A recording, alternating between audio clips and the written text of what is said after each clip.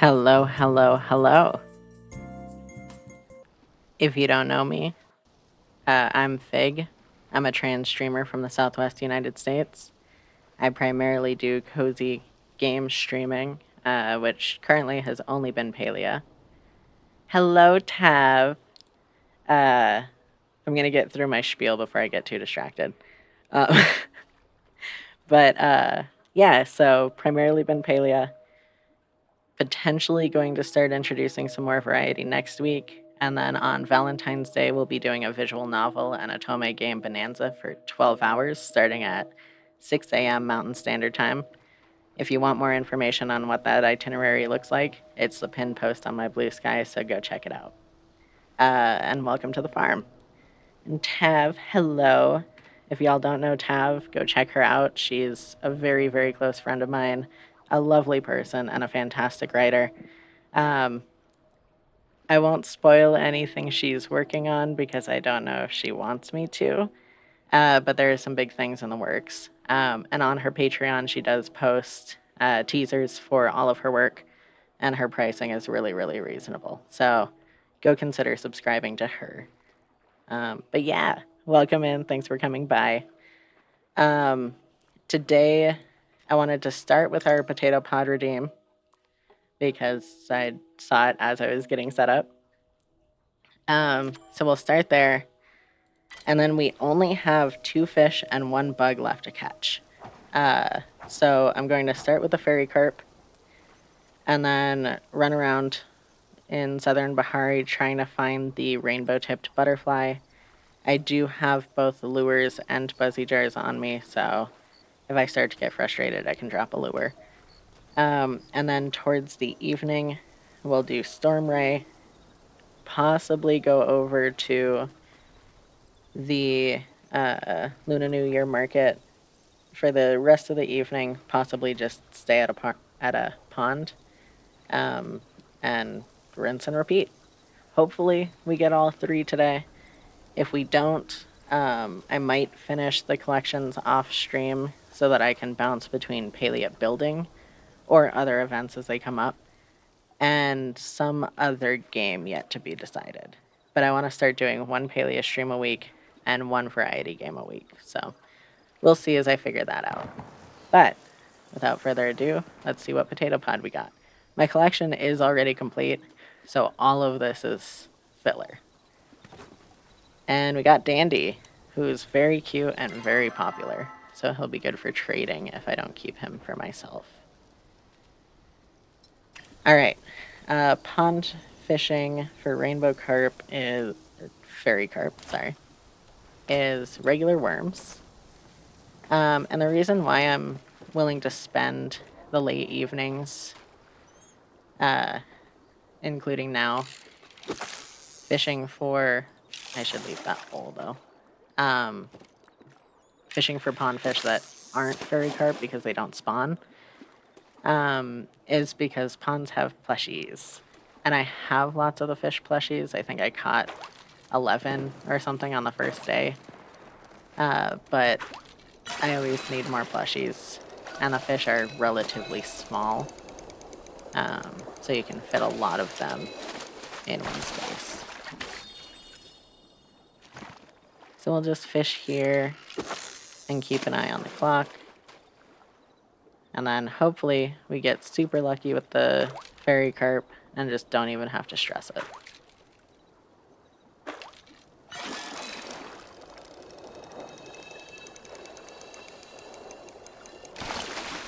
Oh, also, I had to dip out on his stream to do my own, but a shout out to Soul Rekka, also a good friend of mine. He's currently live. So go check out his stream as well and drop a follow for him. He's playing, I don't remember the name of it, unfortunately, but some kind of RPG that looked really, really cool. And has some gambling mechanics and stuff, which is always fun. But I was vibing in there while I was getting set up today until I had to finally dip.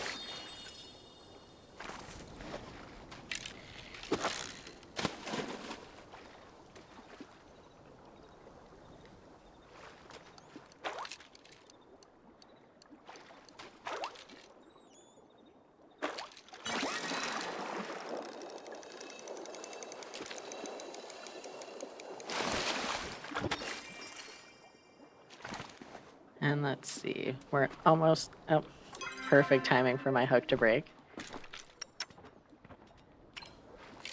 We're almost to 3, so I'll only do 1 or 2 more casts. The fairy carp spawns at really small windows in the early morning and late afternoon, early evening, so it's kind of a pain to plan for because it breaks up all of the other more standard windows a little bit, but that's okay.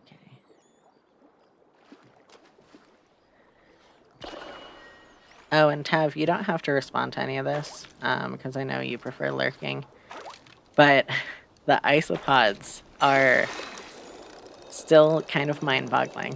I need to look up all of the species I can sort of kind of identify. I haven't taken any out yet to try to actually run them through any sort of identification app or check them more thoroughly myself yet. But there are some that are like twice the size of my biggest wild caught ones. There are supposedly panda kings in there, which I don't know how big those are supposed to get, but they're supposed to have really...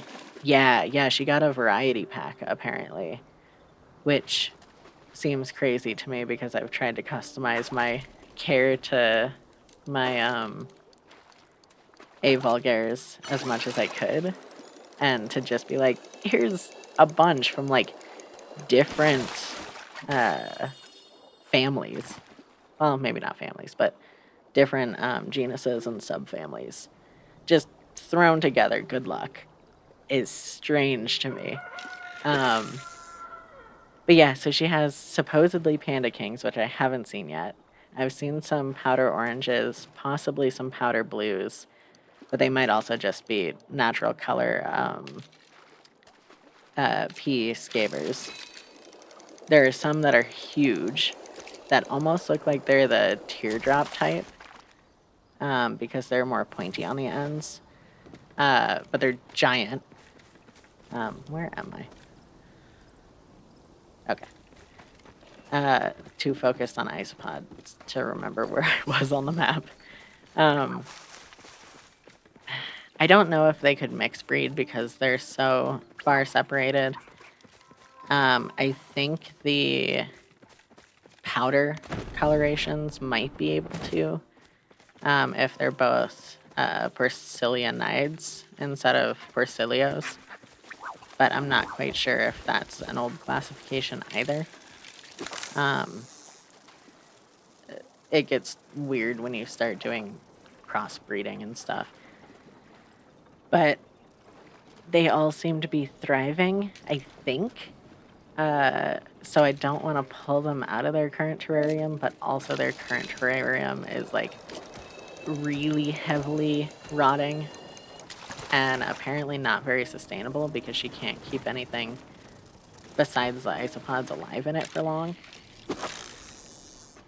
So once my wife comes back with a not broken terrarium, I'm probably going to start slowly siphoning them off, but I'm just kind of at a loss, especially because there are some like barely independent babies in there that are like smaller than a grain of rice. So I don't know how I'm going to separate them from the soil without potentially hurting them.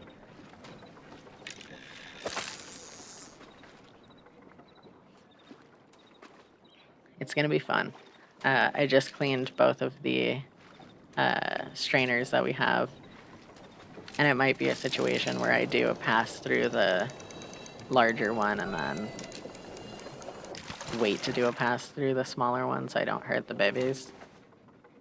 I don't know. No more holes here.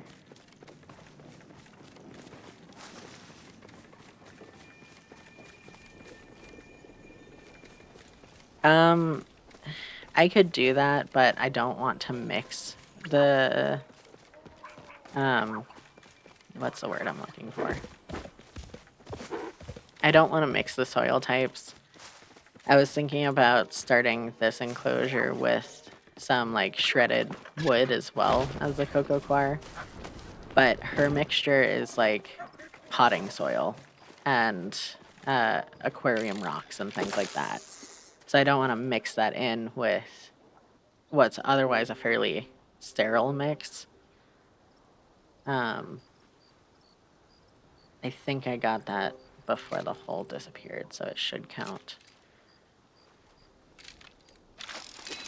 But yeah, like having bioactive material is important, but I prefer to have it when I can control it, like putting fresh veggies and stuff in there and letting some leaves rot, not the entire thing is biomatter.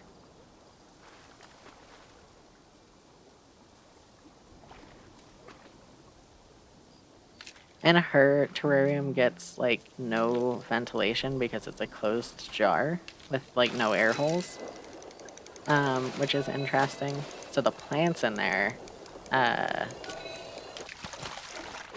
continue to produce oxygen and stuff, but that's it.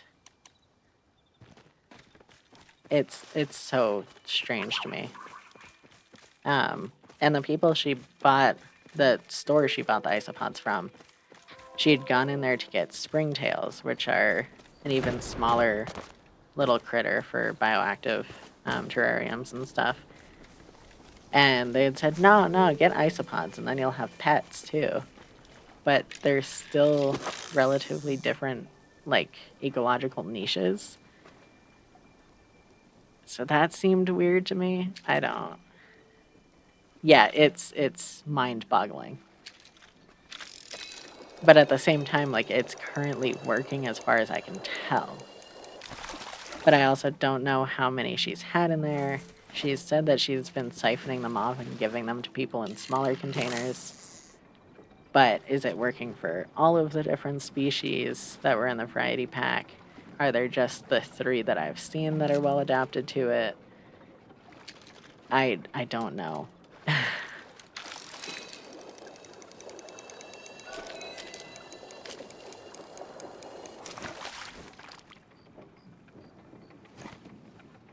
And I'm scared to disrupt it to the point that, I kill all of them when it was working previously.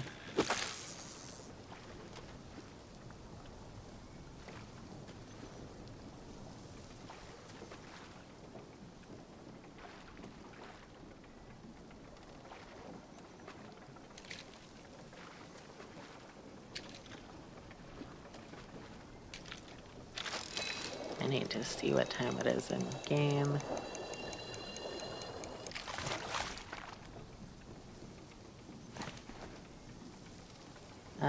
Okay. Might be able to get one more if we run down there real quick. And then we'll be on butterfly duty. Not gonna lie, generally my rule has been don't try to look for things that I'm supposed to be hunting for on stream. But I was doing some very casual circuits of Bahari during the day to try to get the butterfly just taken care of. Because it's one of the worst bugs to get. Everybody wants it. It never seems to be starred when you want it to be. So I was kind of hopeful that I would grab it, quote unquote, accidentally off stream, but no such luck.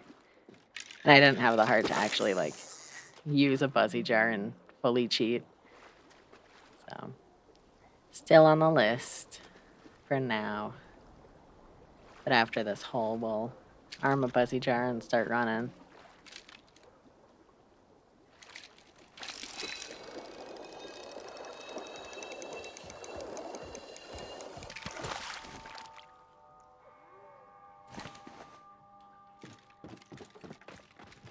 So buzzy jar. Oops. Accidentally hit 9 instead of 8. And I was like, why didn't that work? Also, we are almost halfway to the follower count I need for affiliate. So once we hit 25, I plan on, I don't really care if I catch that. It's scared. That's fine. I plan on releasing the emotes that I've already completed, as well as the channel points icon that I've completed. Oh, hello. If I had seen this with more warning, I would have used one of the guarantee shots, but it was not shiny. But yeah, I plan on releasing little previews of some of the art that I've completed in preparation for hitting affiliate. I won't be able to actually utilize it yet or set up channel points rewards until I hit affiliate, but that way y'all have something to look forward to.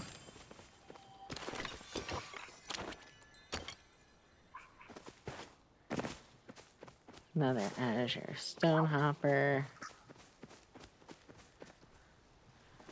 Vince insists that he caught his up top on the mines, so I'll check those. Most likely they're not going to be what I need, but... Yeah, thank you. We got a couple on Monday that helped a lot. It slowed down a little bit from when I was first starting. I think I started with 9 or 11 or something, which was something I was very grateful for, but it kind of set my expectations a little too high, I think. But it's been really good. Everyone's been super great. And it's been a lot of fun. So, like, I would love to be able to hit affiliate just so that I can have more options for engagement and stuff. Because I'm a whore when it comes to redeeming channel point stuff. But I don't expect to make a living from streaming. I have a full-time job. That's fine. So it's not, oh, I need this to make money. It's just, I want to be able to do more stuff.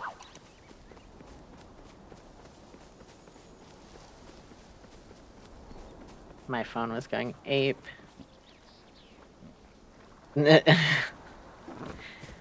Something political from my wife that I am not going to read right now.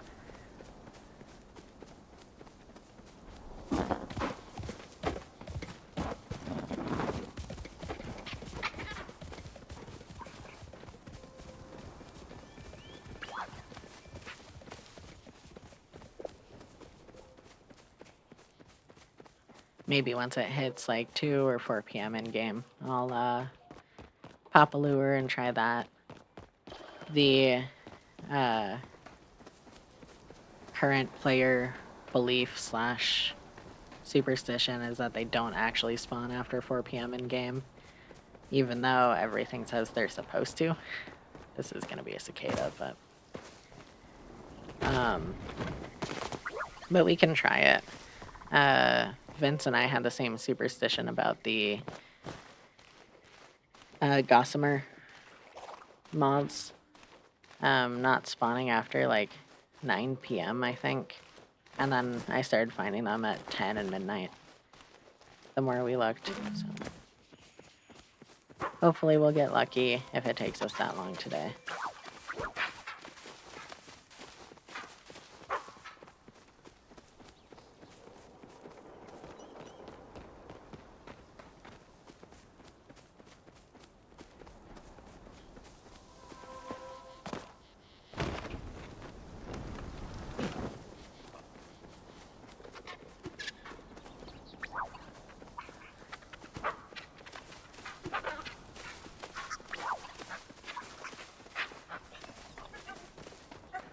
This one's probably also a cicada.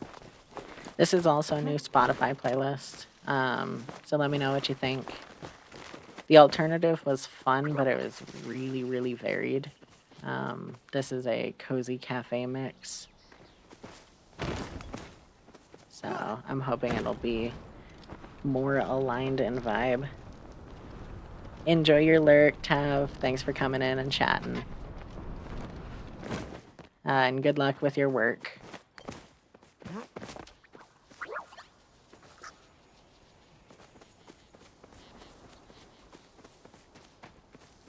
Oh, another magic choppa. Oh.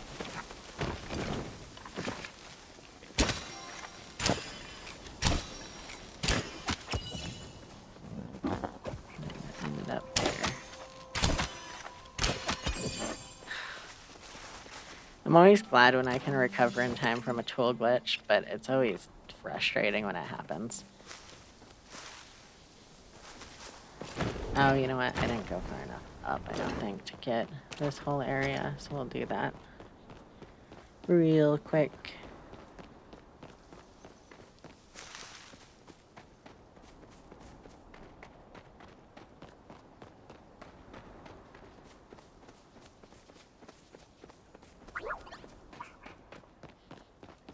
Nothing up here. We'll swing over by Ho Daddy's house.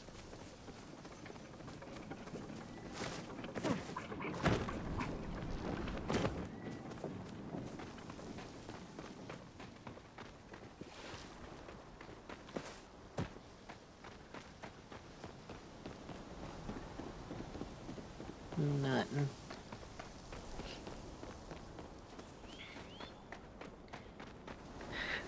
Just panic checked to make sure I still had a jar after running for however long without one on Monday.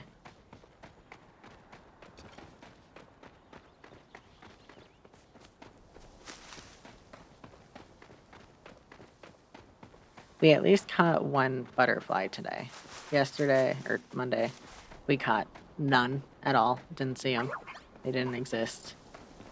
So I'll take the fact that at least one spawned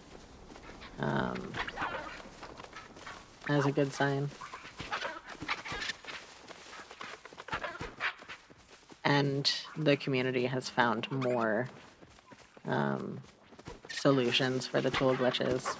So it's not just you have to jump while holding down the action button or anything like that. Usually pulling out your glider will fix it.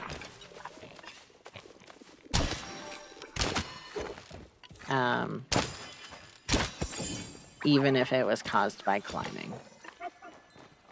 So with the new one where you just don't have your tool out at all, the usual causes seem to be either using your glider with a tool out or climbing with a tool out, regardless of what kind of actions you might take during the climb or glide.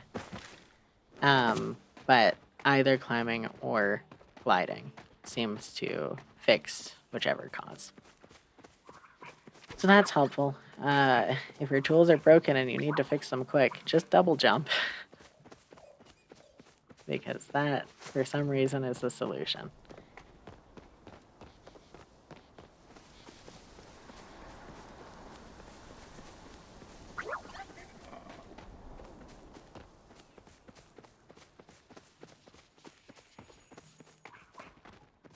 Swerving around a little bit to try to scare crickets when I see them. Hoping that opens up some spawn slots. Feel bad that I'm also scaring off all of the huntable animals in the area, but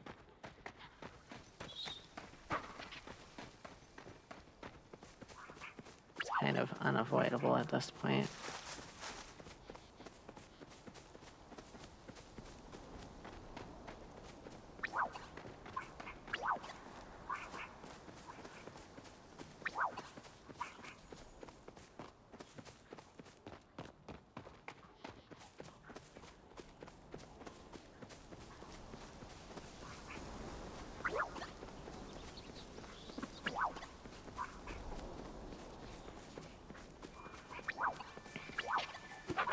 I probably won't be able to get it right away because money's been tight with a bunch of things that need repairs, but the new Hello Kitty Island Adventure game I've heard great things about, and supposedly I'll be able to run it on my computer, which is honestly impressive. So once I do get it, and if it does run well enough with OBS up, I plan on playing that on stream as much as I can. From what I've heard, it's absolutely just Sanrio Animal Crossing. And I am so curious about how it is.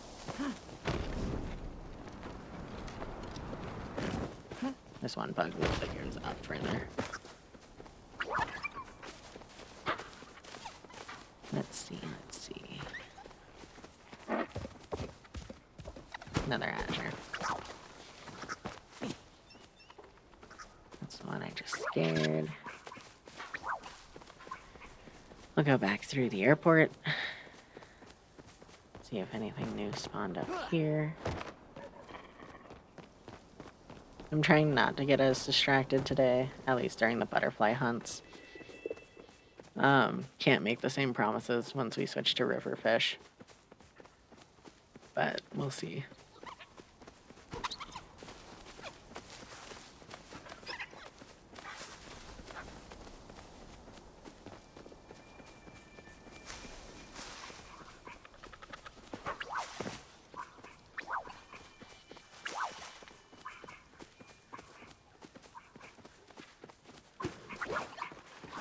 Scaring all of those guys away.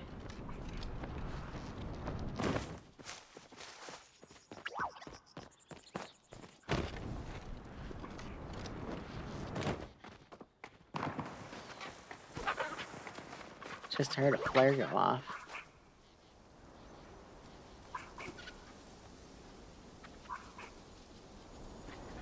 Don't see anything.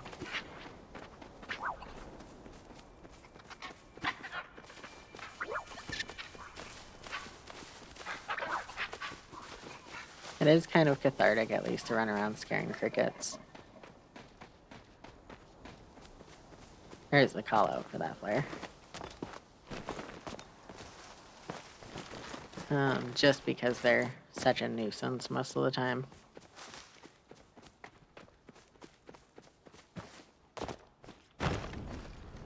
Looks like another Azure Stonehopper.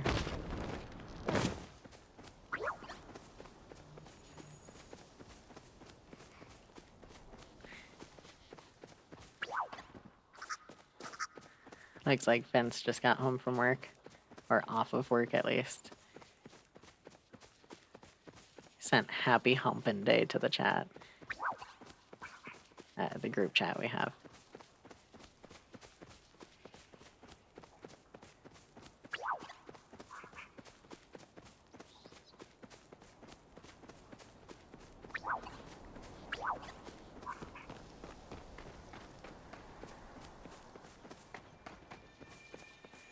And I think after this circuit, I'm gonna drop a lure a little earlier than I had planned, but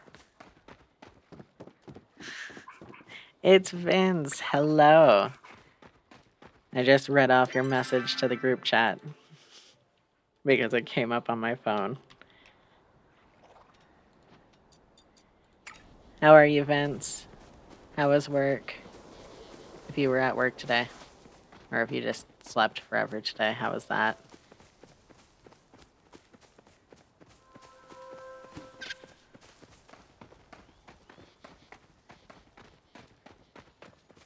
Work was you're right?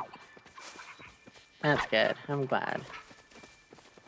The group chat was like very quiet this morning.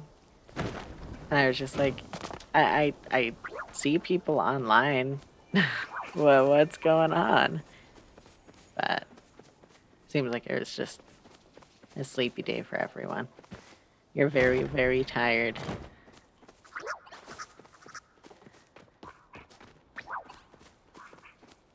Do you have to work tomorrow too, or are you off for a day?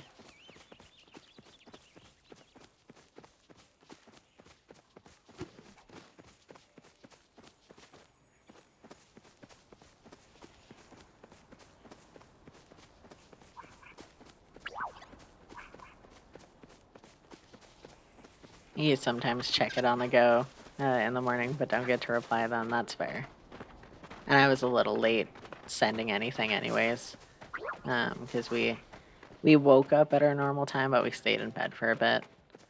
So wasn't on my phone as early as normal. Off tomorrow, but plans with the new guy. That's fun. Finally got jealous enough of Paul to keep some plans.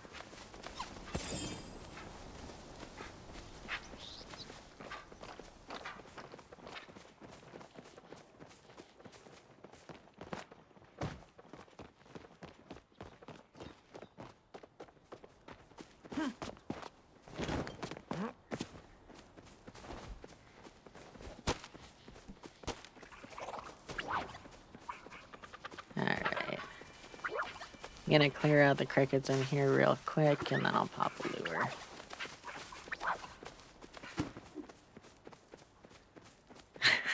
Haha, yeah, take that, Paul. I'm not sure if that was a magic choppa or someone shooting a regular choppa with dispels. But I've also killed like 4 magic choppa today. So I'm not too worried about it either way.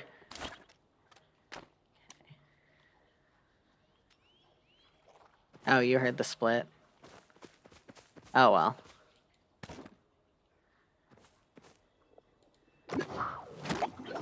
And my buzzy jar is dead. That's probably part of why I wasn't seeing anything.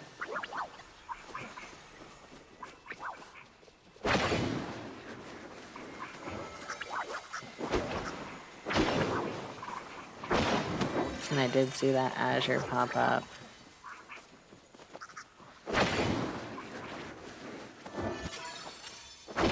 I'm only catching these butterflies because I have to. But I don't care about the azures and stuff. I just want to clear the spawns as quick as I can. A couple new ones spawned over there. After this lure, I'll definitely be running out that way.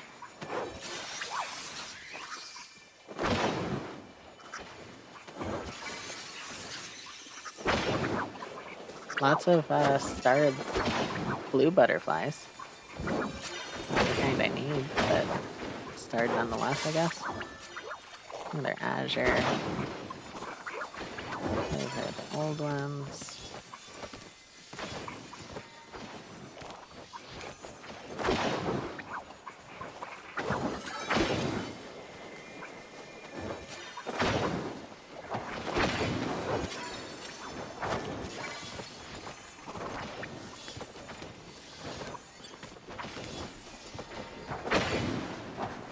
It seems really inconsistent about whether or not I get the drops. For people participating in the lure. Because I saw them finish off one that I didn't get dropped, but then some of the ones I haven't touched are dropping for me. Now that one I don't care about.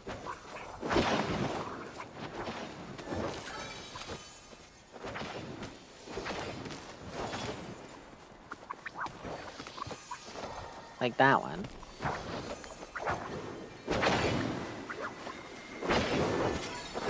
Which, I'm fine with them taking the butterflies. I just worry about the rainbow tip popping up while my back is turned.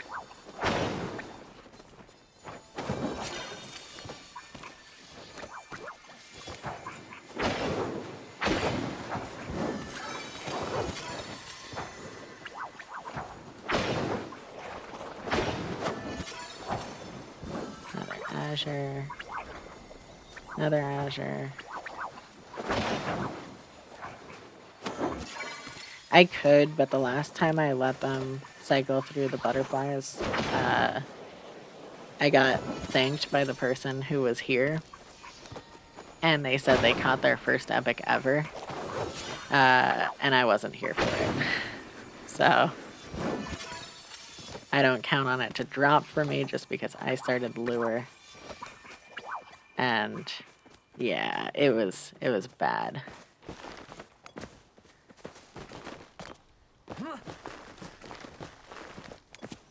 And they were so excited. So it was hard to be upset about it because I'd done it to myself. But, oh, I was frustrated. And I can't remember if I asked them if it was start or not, but I think I did, and they said it was. So it was even more just like, why'd I do that?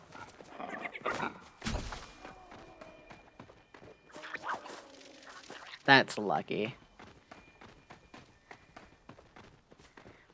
None of those hits got scared off before just now.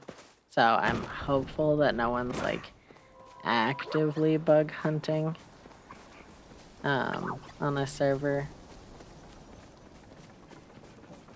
But we'll see if that holds true. I'm gonna do another quick loop and then probably pop another lure. And then by then it'll be pretty close to time for me to get down to the flooded fortress to fish for storm rice.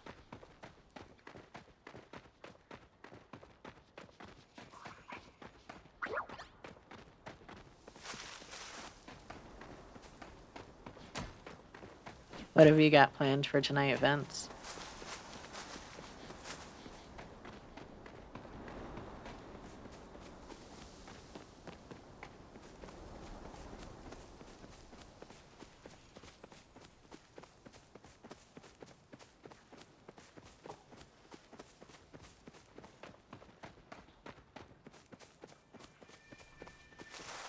And I think I might actually run the lure up here on the airport hill, just to see if I get any better luck. Where's it spawn? Looks like it's up.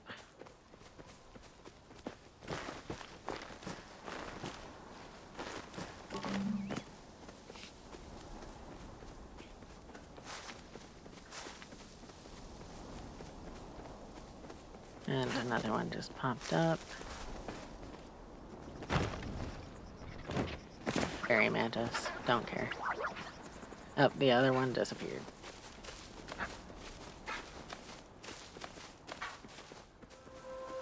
You don't know, sitting for a minute to see how bad your body's gonna be.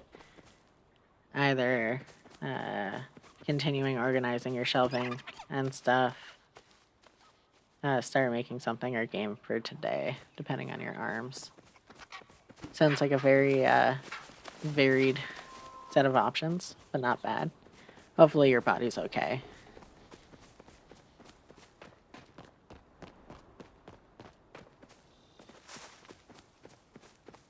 Alright.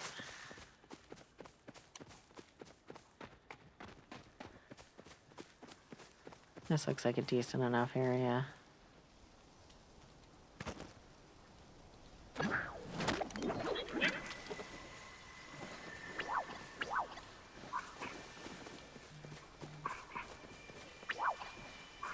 And then depending on how I'm feeling towards the end of my normal stream window, I might stream a little long tonight, or be available for call potentially.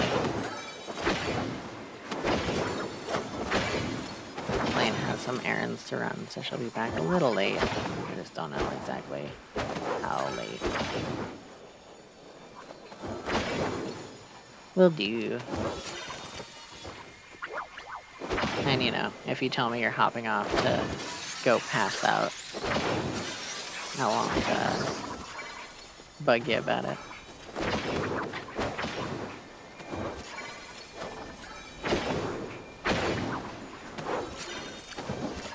Many spawns over here, that's for sure.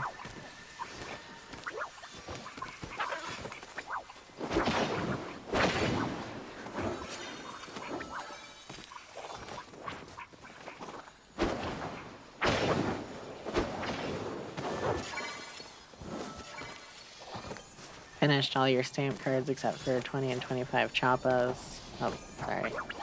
Oh, that's a rare I don't care about. So just been hot-potting straight through. So many unspent envelopes. Yeah, I think that's what I'm gonna do from now on. Is just hot-pot. Because I'm in the same completion status. I could probably hit 20 if I got lucky, but I just don't know that I care enough. Do you happen to know what the completion reward is for those tiers? Is it just more envelopes? Or more anemones or whatever? Yeah, I was thinking it was just a flower seed, but I don't know for sure. But either way, that's reproducible.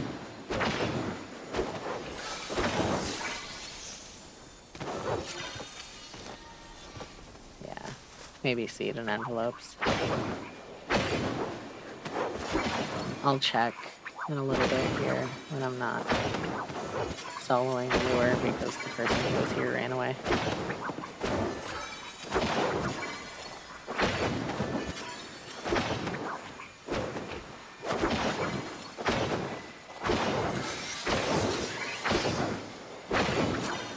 Oh yeah, Vince, once you get your Etsy store like up and with some stock in, let me know and I'll update your command.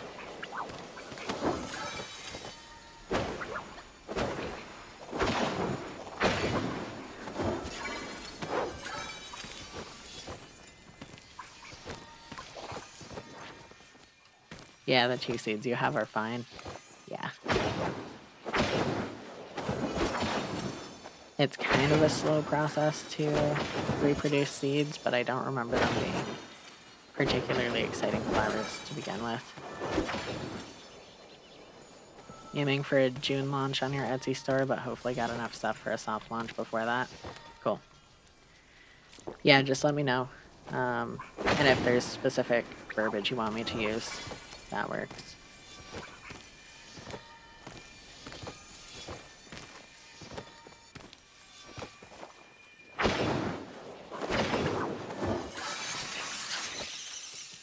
Yeah, they're just recolored anemones. The Luna New Year flowers. Okay. I'm gonna get myself down to the Flooded Fortress. No luck on the butterfly this day cycle, unfortunately.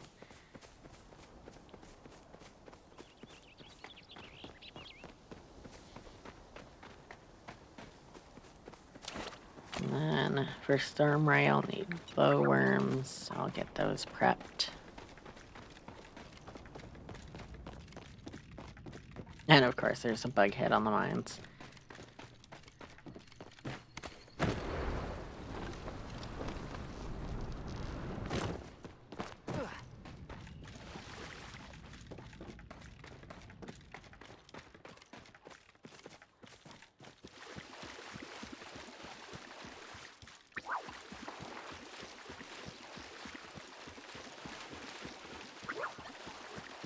Oh, there's also a bug hit in here.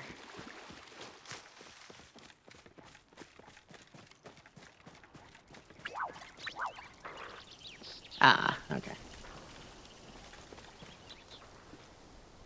Let me check the stamp card rewards real quick.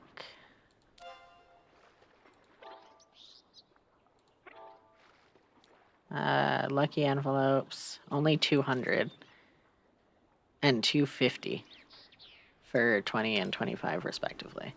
That's not worth it at all. Not even a flower. I don't know what they were doing re-implementing this event as is. Like, without the increase to Choppa spawns and stuff. Because, like, on regular market days, 25 is doable.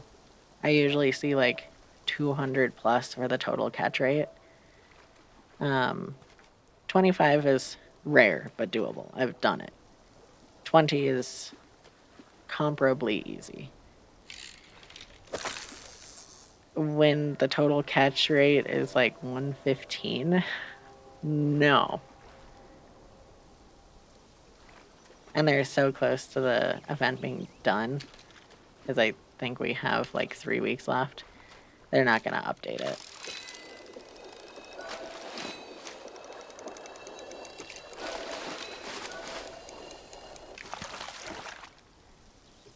I forgot this was the pike hours.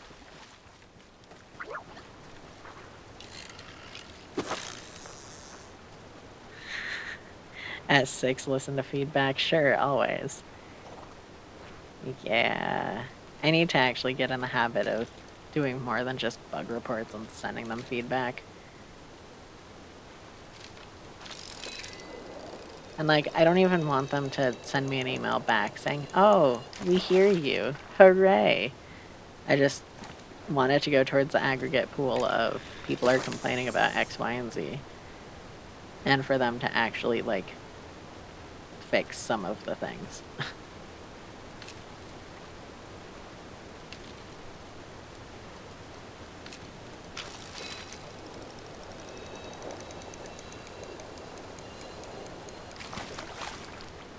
Just some. I mean, fixing all of the things would be great. But yeah, just fix enough to shut us up and we'll all be happier for it.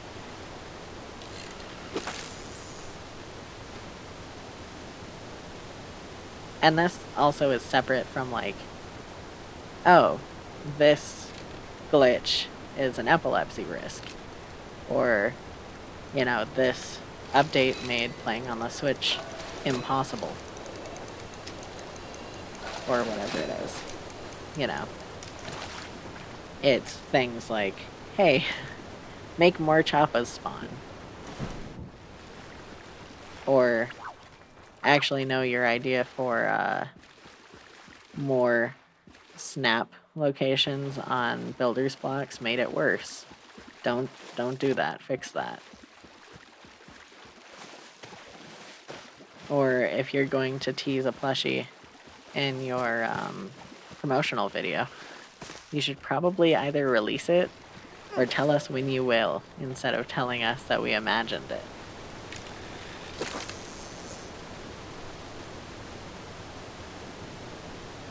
That was so the little snail. Absolutely, we're all crazy. The people who were doing side-by-side comparisons were obviously just making art of a fake snail. Oh, hello.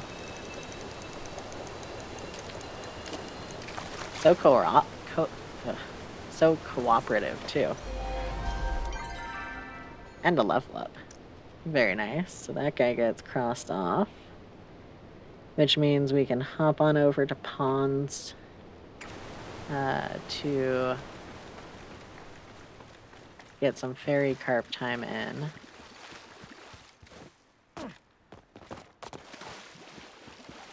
Yeah, that was the fish I was after. Which, let me switch to pond bait. Yeah, it's pod day. Did you need Dandy, Vince?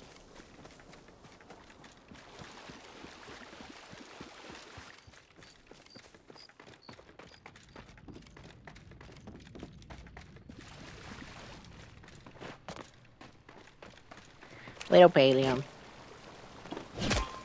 You need Hendrix and Shaggy. Okay.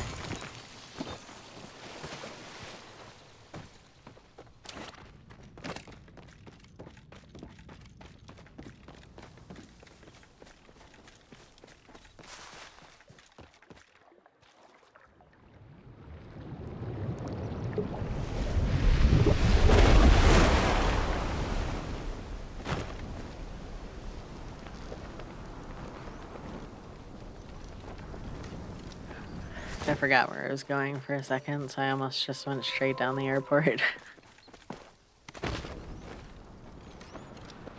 Oh, because I didn't take my lunchtime Adderall. That makes sense.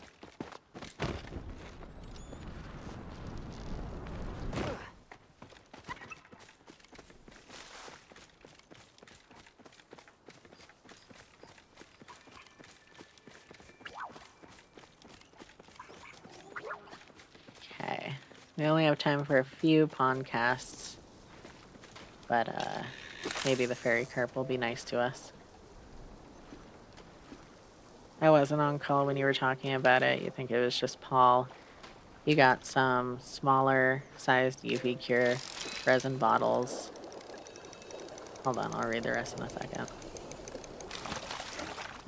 So you can better finagle with the crochet hooks and stuff. Nice. Yeah, it'd be neat if those worked out, especially if you got it to the point, oops, where you could have inclusions and stuff. Jesus Christ. To make them a little bit more fancy. You just have to be careful that the inclusions didn't stick out enough that they snagged on the yarn.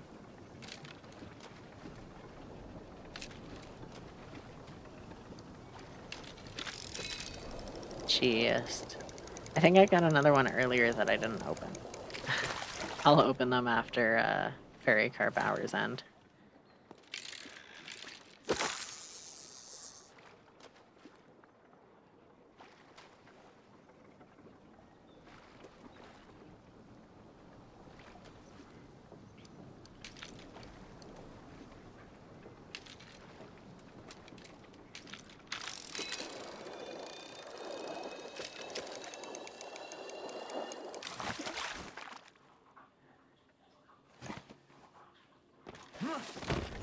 Yeah, in an Inception kind of way, you have a mold to make a mold enclosure for things like that you didn't use appropriately the first time either.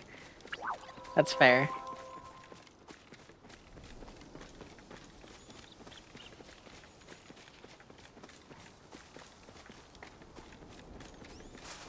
It's a shame you probably wouldn't be able to do like liquid core crochet hooks. Not that those would necessarily be useful, but they'd be kind of funny. Alright, I'm not gonna make it back over there in time. But we got one in this day cycle, so I'll take it. Let me open these chests real quick. A cutting board is trash. And bird bath is treasure. And then dude guesses, I forgot to, but I'll take that. And I don't know if I've recorded that I got the bird bath, but I think this is my second one. So that's nice. I like that a lot. Alright, Buzzy Jar. It's nighttime. Oops. You actually can do liquid core crochet hooks. You have shaker molds too that are basically keychains or similar things that you fill with mineral oil and whatever inserts or glitter. You'd probably have to make new 2-part molds for them though. Yeah. Yeah, usually the only liquid core stuff I see is like dice, usually D20s. Since we're not going to be able to get fairy carp during this time block, I'm just going to be fishing for plushies. I don't know if it makes the roll weird,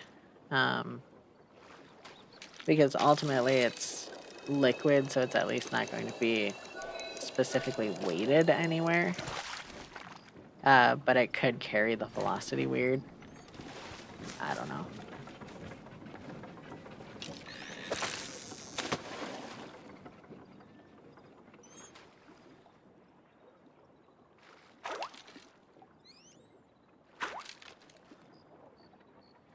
I realize I probably shouldn't be using up all of the fishing nodes in case they're still there at 3 a.m.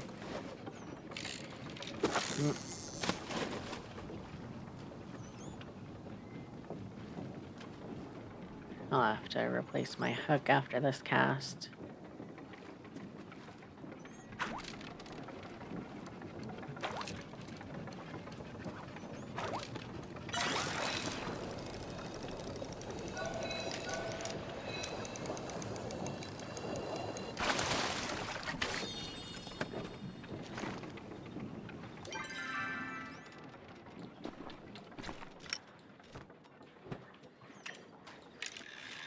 Alright, back at it.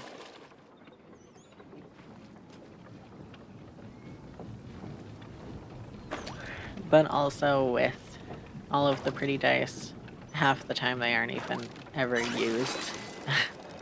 They're just collected. I know my wife has a massive hoard of dice that I have fully enabled her in having.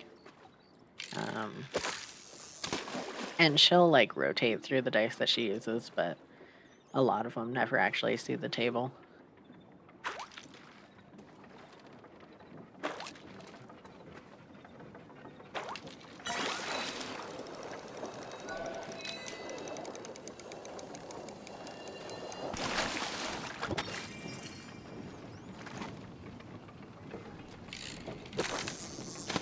Poor lonely dice. Yeah. I have a little set somewhere. There it is. That's the mini metal dice. And it's in a D20 like keychain holder. And I have a little mat for them and everything, but I'm not usually doing something so passive that I have time to just sit here rolling dice. Yeah, guess what site I got them from that we can't really use anymore in the US because USPS has said no.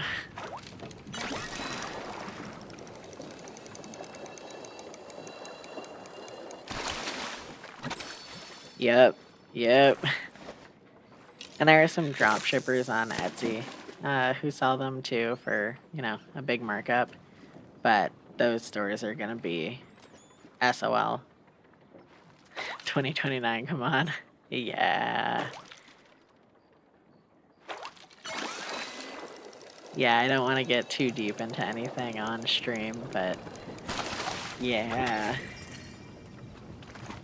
A little bit ago, my wife texted me something, and I didn't process much of it. I just processed, oh, politics, and then closed my notifications.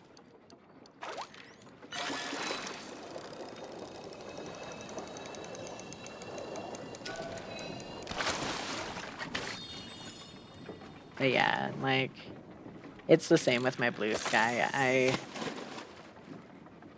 want to acknowledge that things are happening and things are bad, but I don't want this to just be another doom and gloom space when it's so easy to find those spaces and so hard to avoid them. So I try to keep my blue sky fairly clean.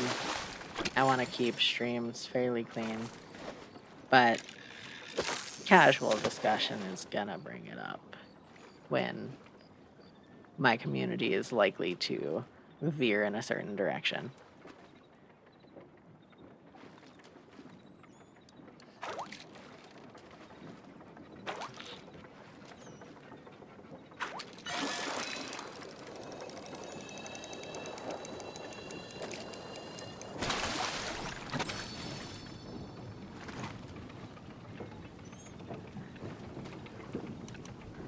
I would tell you to get over here and fish with me, Vince, but your plushie look, yes, Monday is not the plushie look that I want right now. I want it reversed. There's someone in chat named Jelly Glazed.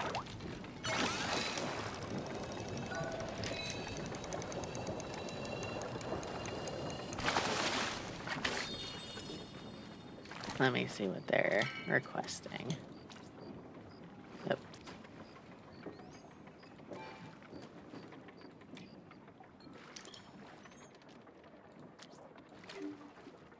Supposedly I'm in a party. I don't think that's actually true.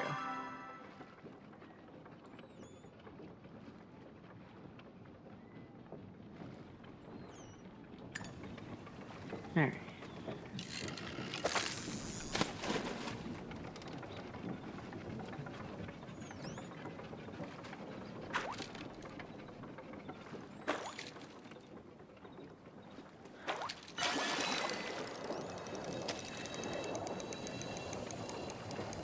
My wife was gonna make lunch, initially just for herself, and then it was, if she makes enough, I can have some.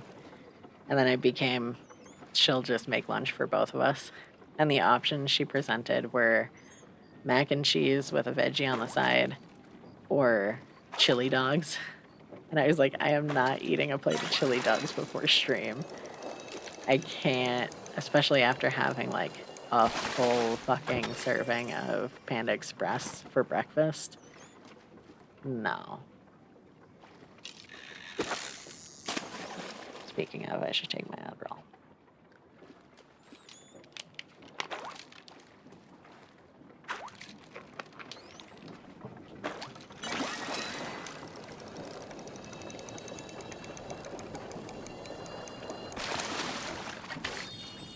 Come on, be brave. Listen, if I wanted to take a break from stream every 5 minutes, I just wouldn't stream. That would be, I'm like live tweeting what's happening. And not much else.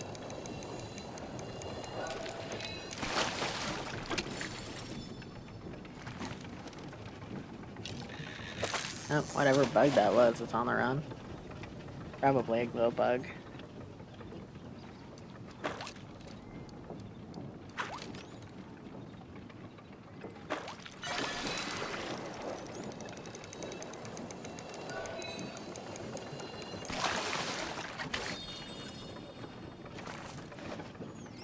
Okay, we're getting closer to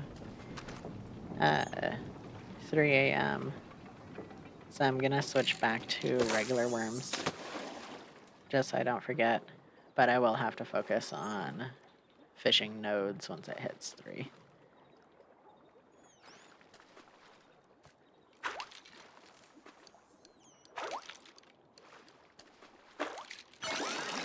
Oh, plushie or boot.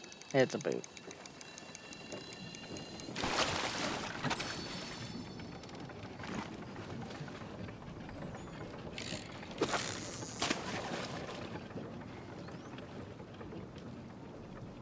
Boot plushie. That would be cute, actually.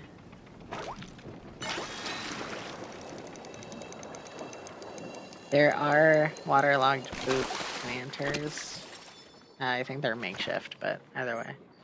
And I kind of want to set them up underneath a catfish plushie. So it's a fish in boots.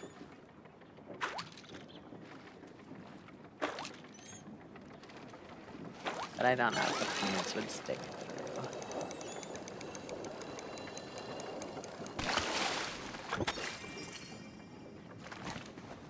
Let's see.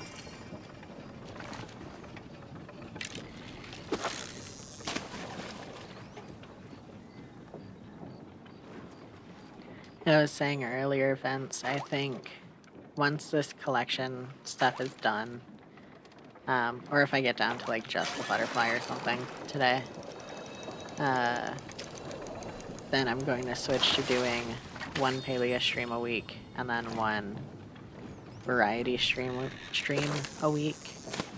I haven't decided what game yet though, and I have so many different things on my Steam library. And I don't know, because I had initially just now thought of Disco Elysium, because I just bought that. I don't know if I'm ready for Disco Elysium on stream.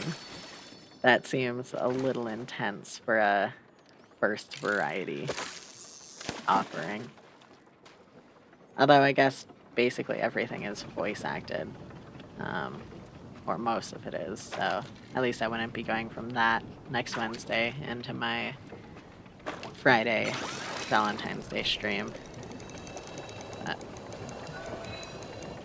we'll see. As much as I've been missing 100% orange juice, I could play the story mode for that too.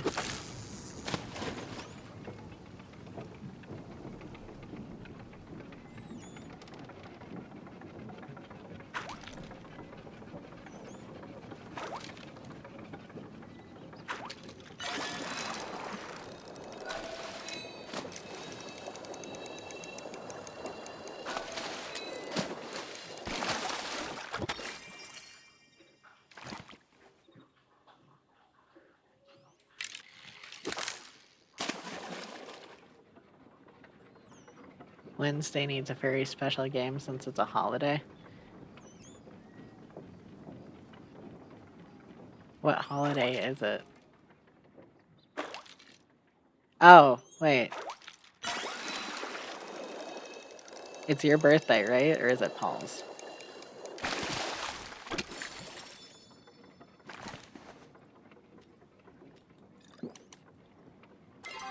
Yeah, yours.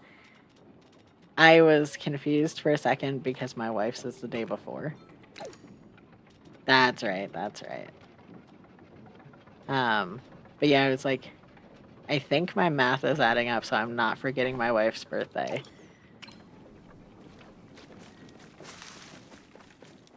There are no holes here, right? Okay.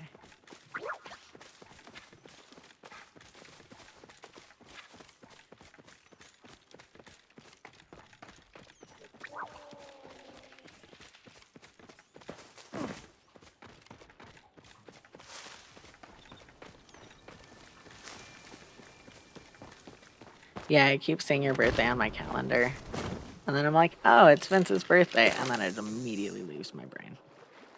Because I'm usually on my calendar, like, okay, when's our next doctor's appointment?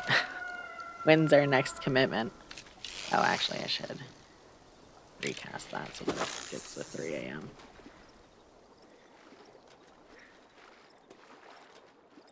Yeah. I used to be really good about knowing, like, what date it was and when everything else around that date was. And... oh, here we are. Alright, so now we can focus on the butterfly, I guess.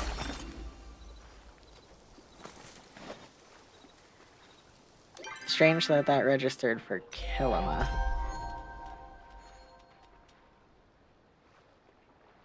Okay, so that's that. And there's the fish. I'm just gonna...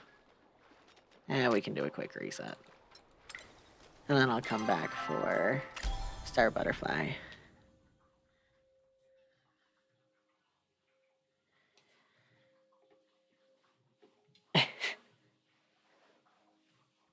I'll have to see what it looks like real quick.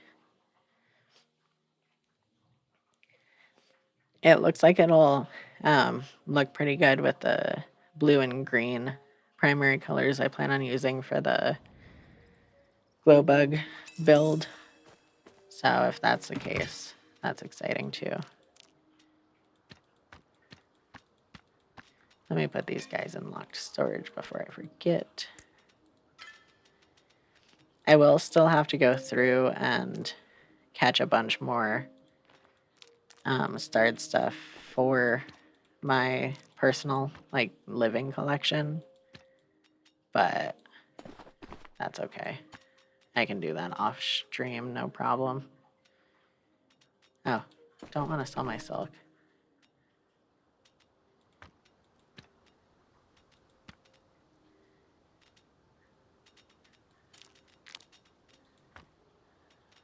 So much fish.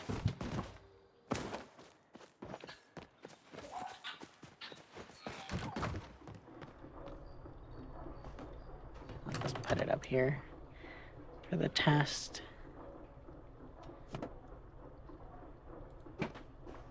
Oh, that is nice. Yeah, that'll go great in that plot.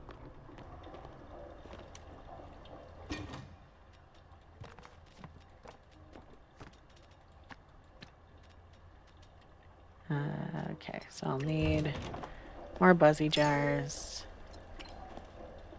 more repair kits.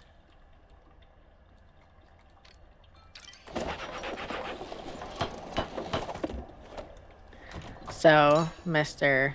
soon-to-be birthday boy, what game would you like me to play Monday?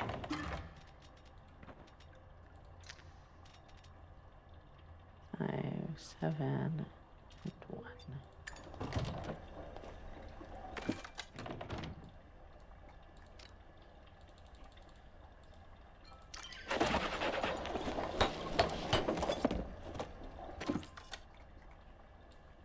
You'll have to mull it a bit. I can send you screenshots of my Steam library too, if that would help. Okay, looks good there. Don't care about the worm counts right now. And buzzy jars, that's what I forgot.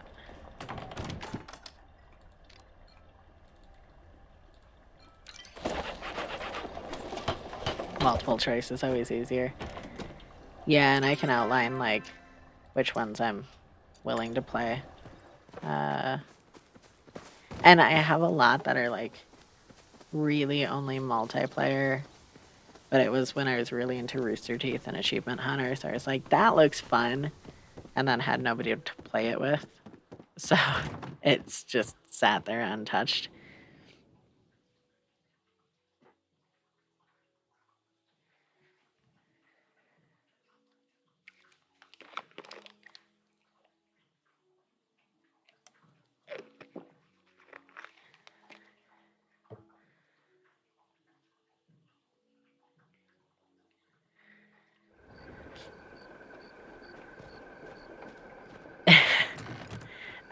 I know. Hold on.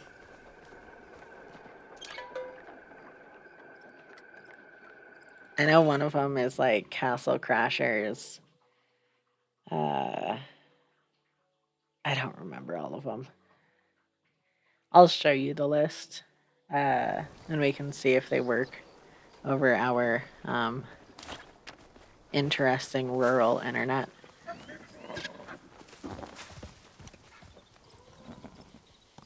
Yeah. Oh yeah, I'm absolutely not doing it on stream.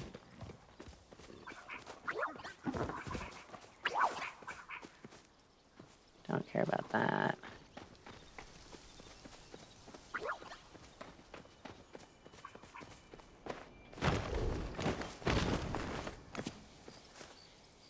Okay, that disappeared.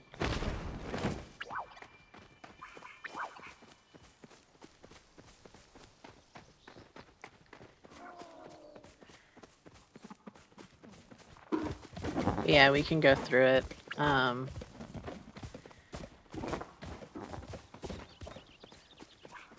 not currently in a spot to buy more games, so it'll have to be something from the list that I have. But I also have a bunch of titles on the like Epic Store that I got for free, and stuff like that. I have Minecraft and whatever. So there are options.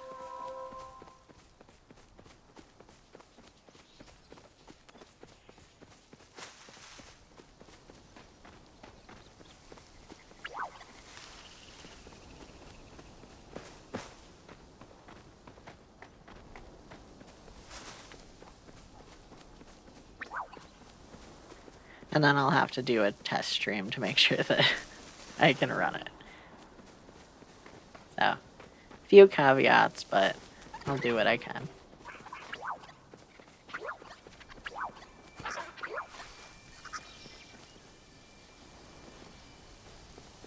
Spot in the rock was weirdly shiny for a second.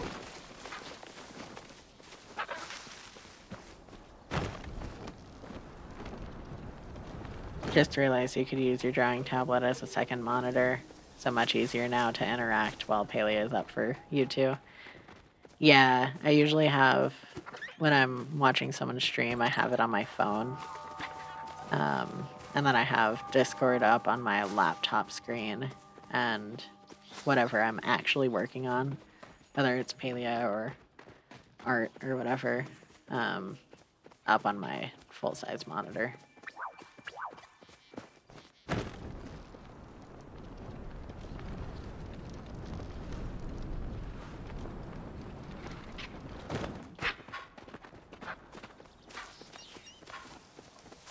Magic chopper.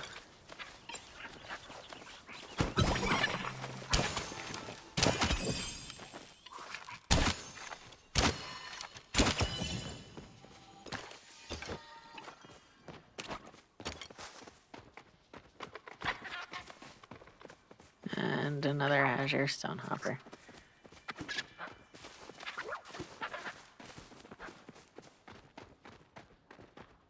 So someday you'll get a proper second screen would be helpful for some of the modeling and stuff too when you're tabbing to a reference or something. Yeah, for sure. It's nice. I used to have it set up at one of my last graphic design jobs where I had my laptop screen horizontal, like landscape style monitor, and then a vertical or portrait style monitor that I could split into essentially two screens, top and bottom. And it was too much. I don't think I'd ever go above two again, but I would like to have two full-size monitors instead of having to use my laptop as one.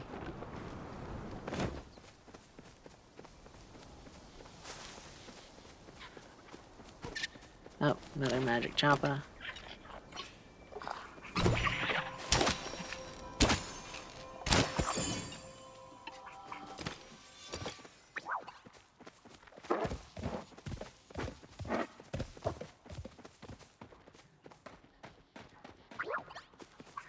I think I'm gonna pop a lure.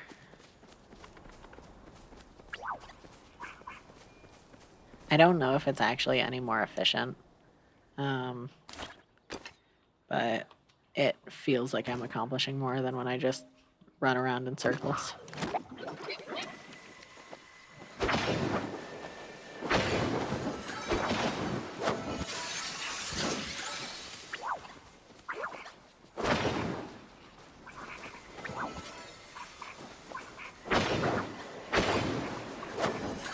I will read that message in a moment, aka when the lure is done.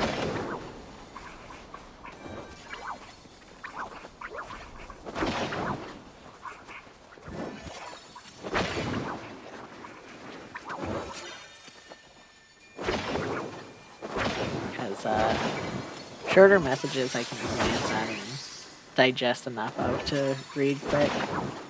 That showed up as a paragraph in my chat window. Or I have to block someone. Cool.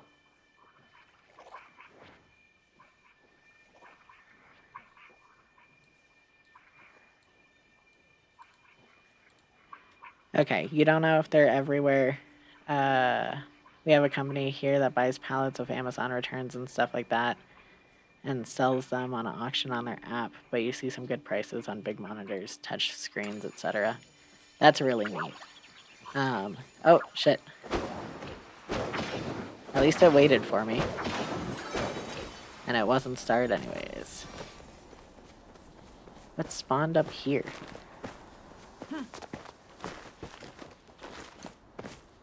Azure.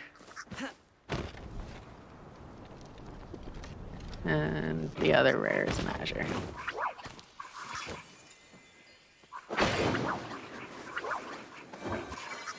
So that one.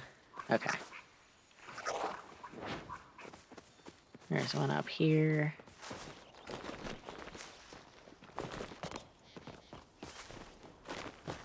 Oh, that one's gone. Cool.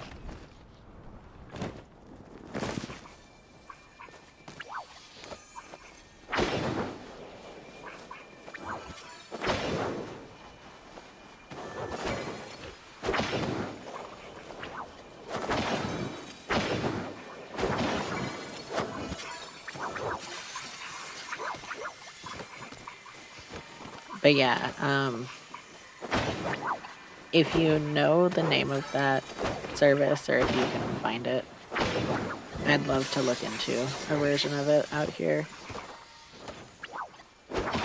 Because if they're returned for like defective packaging or whatever, that would be a pretty good deal.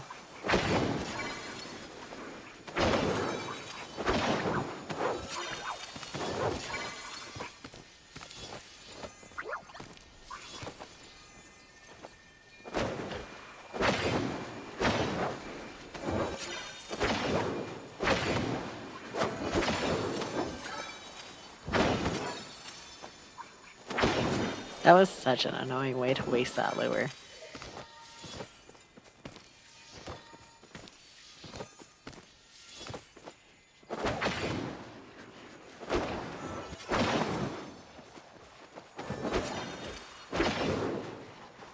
They power everything up. It'll either be listed as open box but works, needs refurb, or it doesn't work so you know what you're getting. You'll send the name to Discord. Perfect, thank you. That's cool that they offer you parts that don't work too, or devices that don't work. So if you just want to scrap it for parts, you can do that.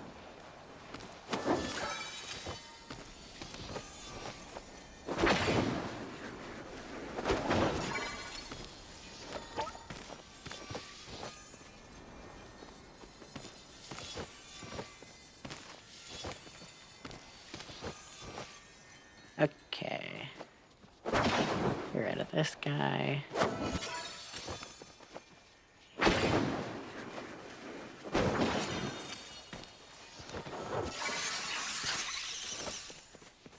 And I'm just gonna drop another lure because they're spawning faster than I can clear them.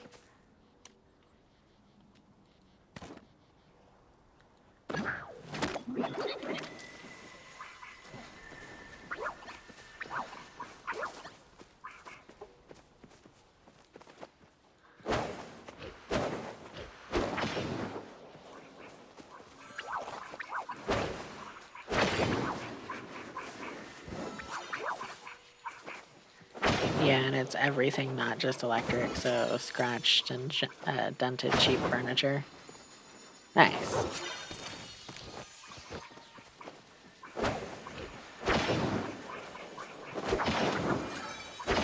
Yeah, we do need some more bookshelves, because we keep buying books and DVDs and Blu-rays and stuff, and don't have anywhere to put them. So that could be a really good option.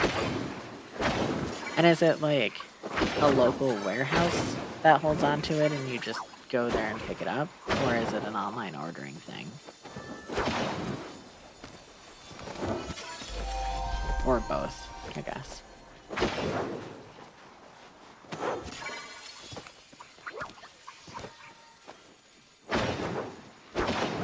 Local pickups. Gotcha.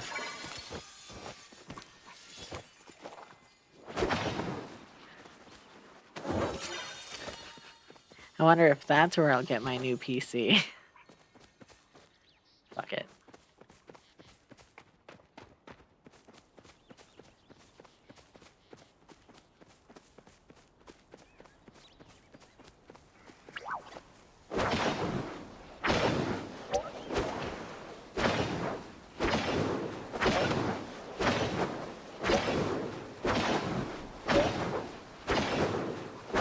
Can you hear me clicking? Not started. We have you have 6 locations around you. So if it's not just, I don't know what PGH means. Area, they're pretty available. Can't hear clicking over bombs, okay. I was spam clicking because I didn't trust myself to time it right. Or to be able to switch to superior bombs in time. They're just like, fuck it, we'll just click as fast as we can to make it work.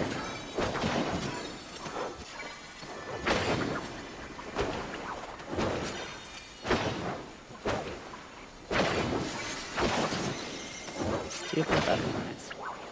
Ah, Pittsburgh.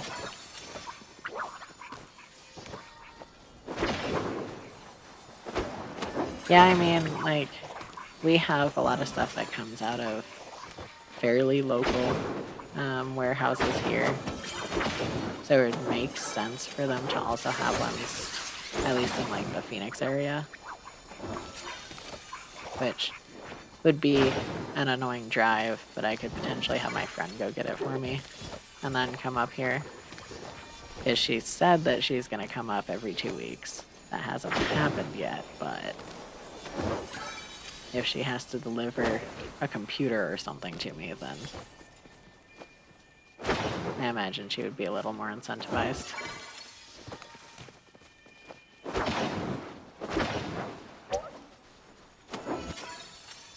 Alright.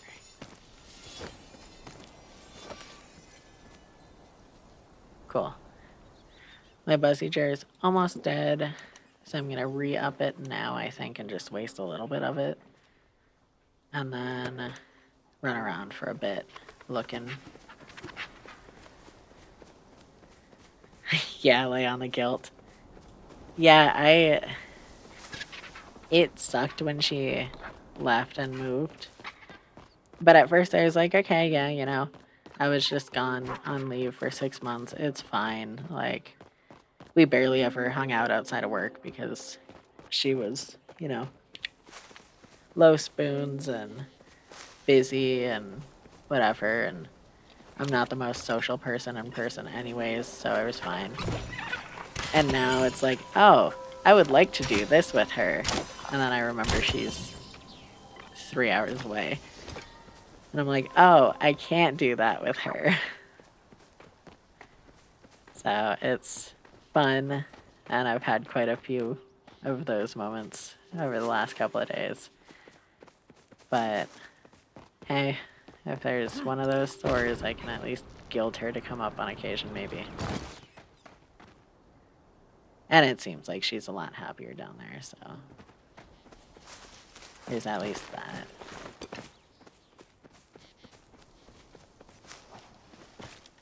Okay, both of those disappeared at once. This one I think I was just out of range for.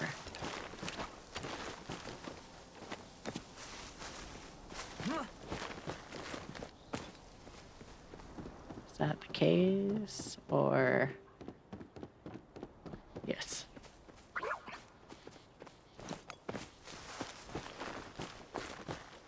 It's very important to be happy down there. Indeed. And if not, there are creams and pills for that. Okay, that's in the stronghold. This one's very close. Not what I want. And this one is also not what I want.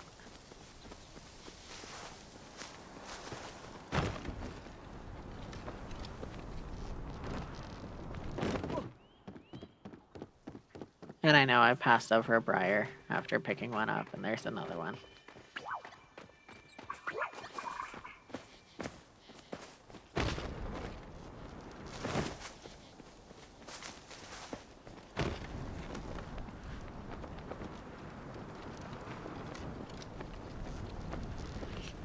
You'd think I have a horn going instead of a Buzzy Jar with how many Azure Choppas I've found today.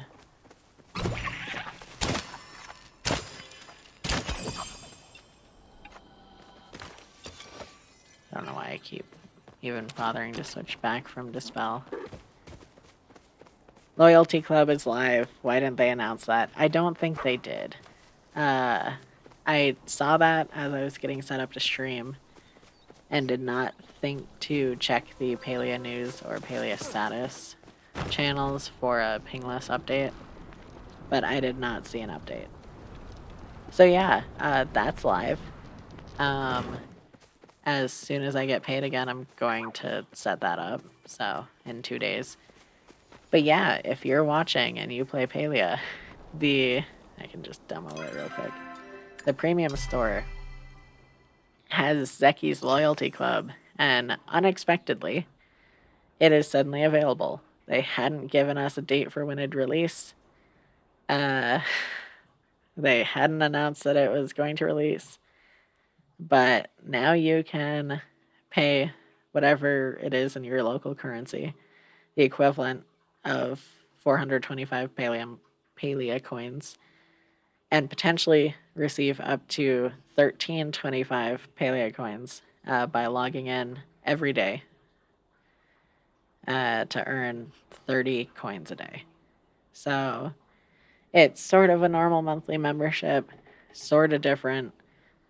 It's not automatically recurring either, but I think it lets you stack up to 90 days at a time.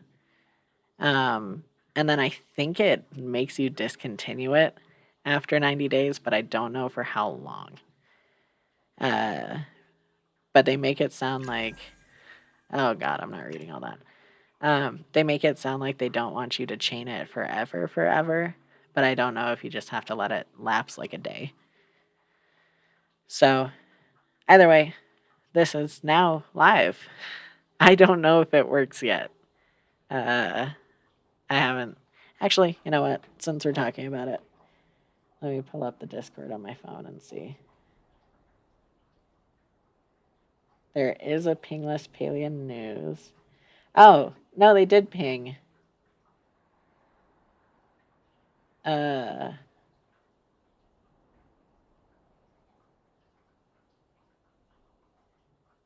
They pinged, but I never actually got the ping. So I wouldn't be surprised. The post is edited. They might have retroactively put in the ping, because they do that sometimes. But yeah, the program will roll out over the course of the next 24 hours, and that was posted this morning. If Zeki's Loyalty Club is not yet available for you, check back in a few hours. There's also a patch note link again for the same 0.188 patch that we're on now. And then I guess some of the new premium outfits didn't actually get uploaded to the store, but those are supposedly there now. You didn't read anything about not being able to keep it going. I'll pull this back up after all. There was some verbiage. You can only purchase more Zeki's Loyalty Club duration if your current club duration is less than 180 days. If you purchase more with that, then you'll be refunded. But I don't know what this means. I don't know if it just means that you can't have more than 3 months active at once, or if they track your location duration retroactively as well. I'm hoping it's just you can't stack up more than 3 months worth.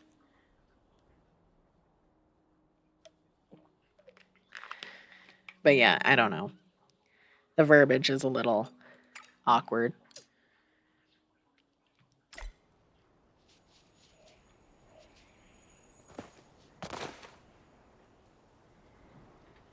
Yeah. That's what I'm hoping it reads as. When I initially read it, though, it sounded like once you've had it for 180 days, you can't go further. But I think you're right. I think it's just you can't have more than 3 months stocked up.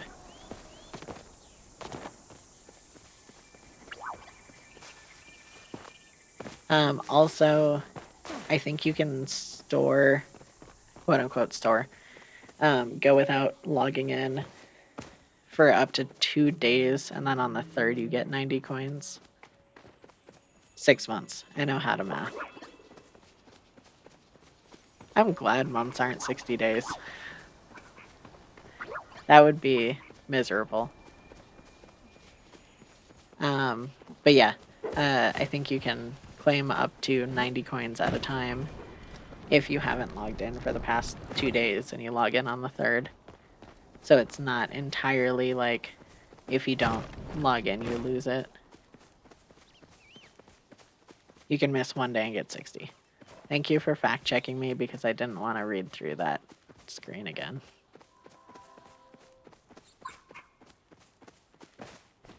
If you miss 2, you still get 60, yeah.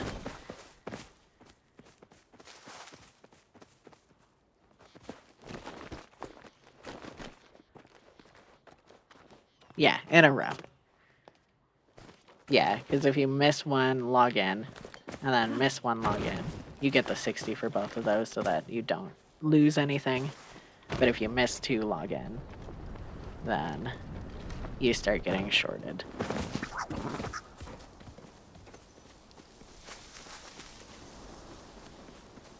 You could theoretically log in every other day of the month, yeah. Once I sign up for it, I'm probably just gonna set like a phone reminder or make it part of my morning routine to just open Palia and make sure I log in. I just hope it's not one of those things where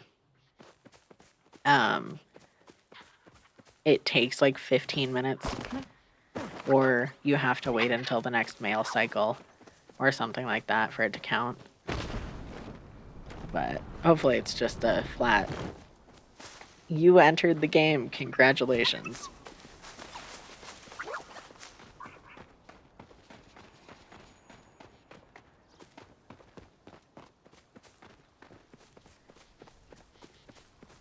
Lots of people in chat looking for hunting parties today. It's nice to see.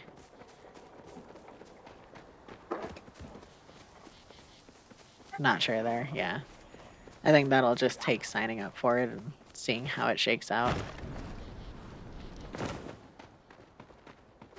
I wish I could connect my Switch to the company Wi-Fi so that when we have nothing to do, I could just have Palia up and be doing that. But they have that shit locked down.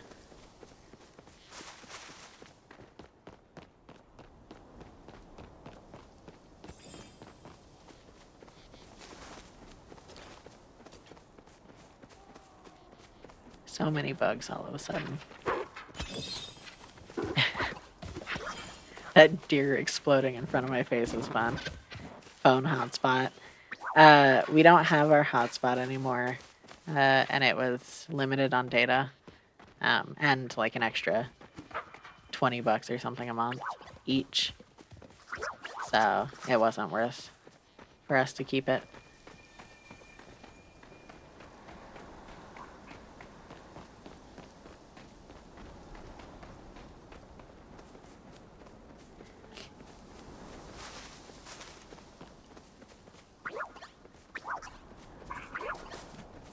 Yeah, I think we've had this conversation about hotspots before.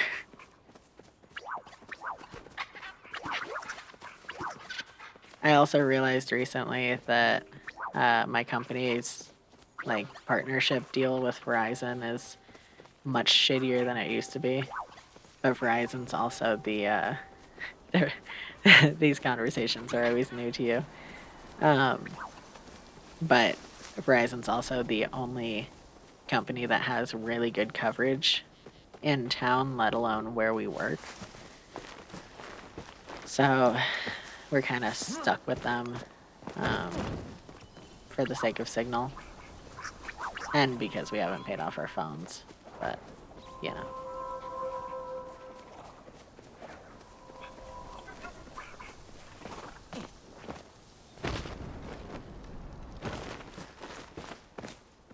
Alright. I think I'm gonna do one more lure real quick.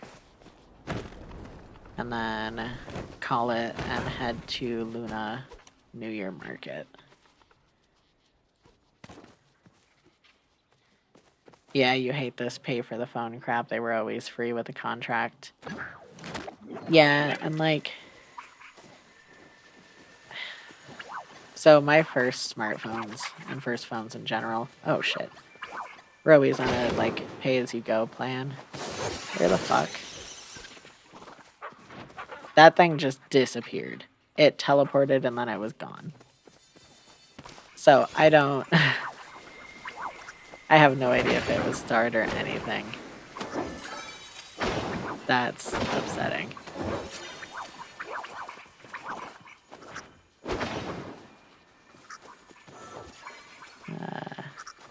That one's that one. That one. That one. But yeah, so I was on like Track Phone and Freedom Pop. So the phones themselves are cheap to get started. But I also wish like you could just pay off the phone faster. But at least for our contract, you have to pay the set fee for the like 5 years or whatever. And what's it called? Turning in your old phone gets you almost nothing.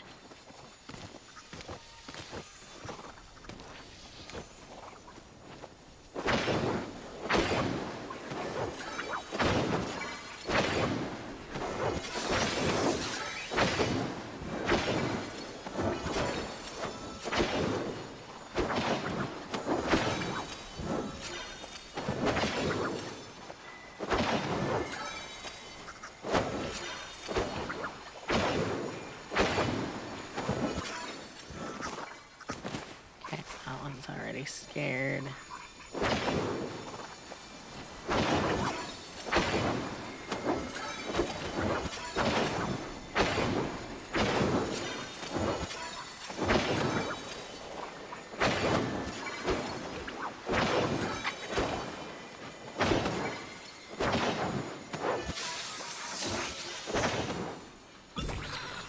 Oh, magic chopper.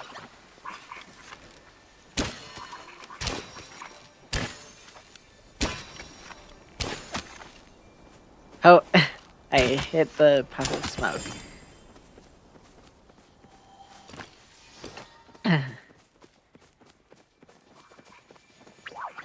Oh shit, my buzzy jar died too.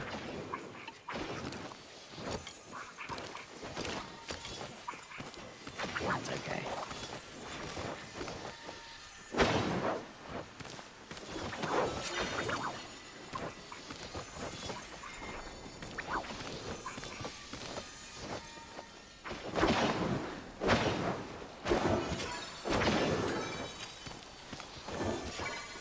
You'll miss a smartphone, but go with a cheap one once this one's paid.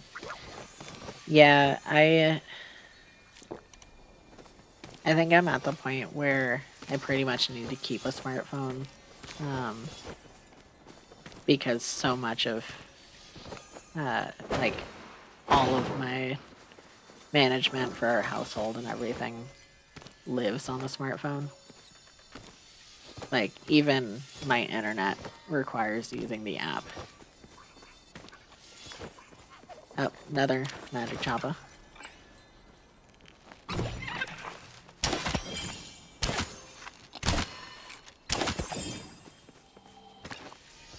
Okay. And then let's go play some hot pot.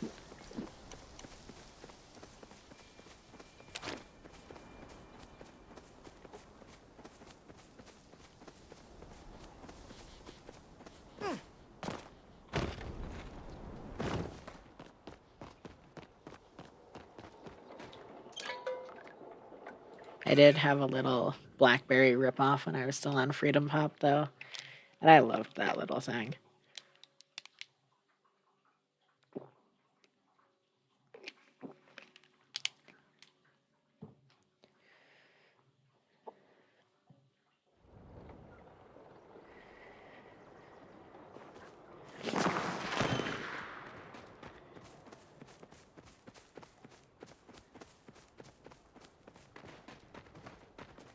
Oh, shit. I'm gonna teleport home, grab my envelopes real quick, and then come back, because I didn't grab those. I'll be a little late, but that's okay.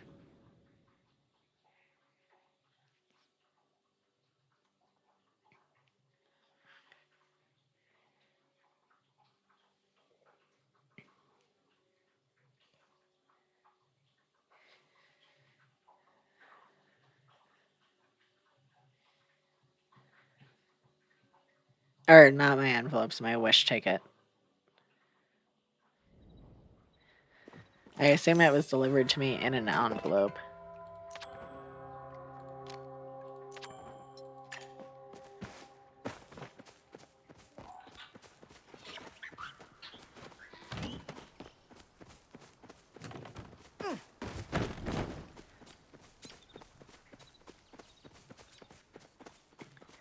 I do wish there is a teleport right outside of the Kilma exit, like there is for Bahari, but nope, just an Ani's pocket.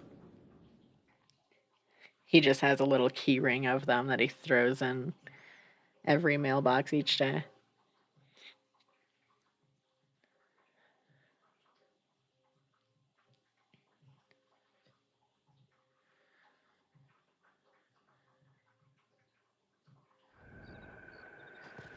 House husband. With a capital O.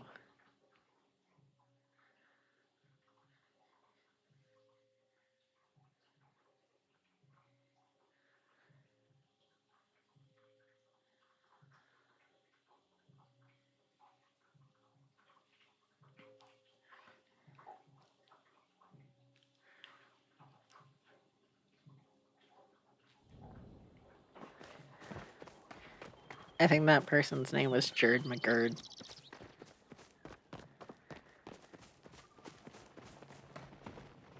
Yep. Get stuck on a fence. Dye the ribbon. And I'm gonna skip the cutscene this time, so that we can get to Hot Pot a little quicker. Those are already 4 and 4.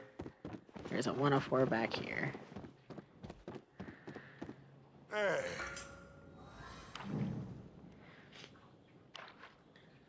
What was that nice to? Oh, the Jared McGurd, or Holy's husband. Sure. I could have taken that meat too, but that's okay.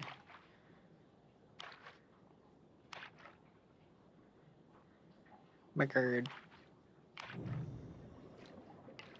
Thank you.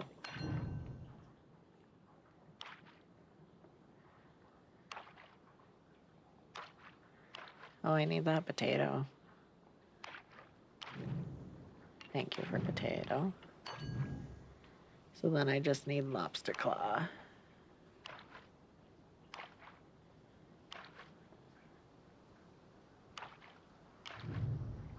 Nope.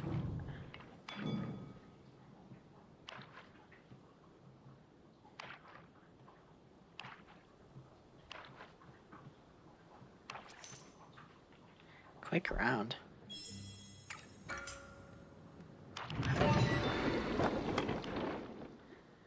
It'll be nice not having to hop off for Joppa Chase, honestly.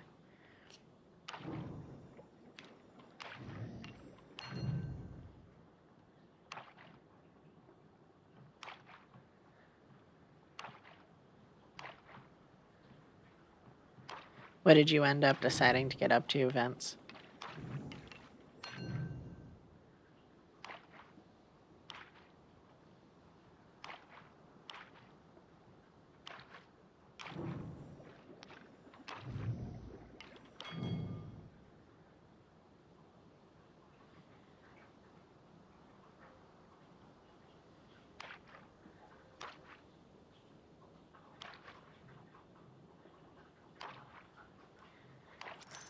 Oh.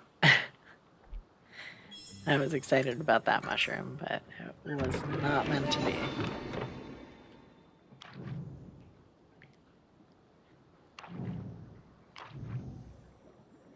I'll take that. You're in Hot Pot, but probably off after this. Go, because your arms hurt. I am sorry.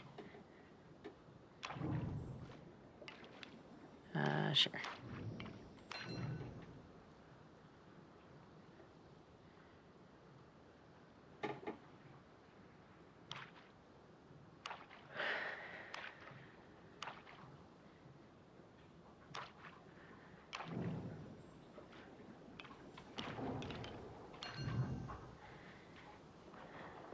Yeah, I don't think I'm gonna go long today, but the dog's not here, so I'm less incentivized to take a break.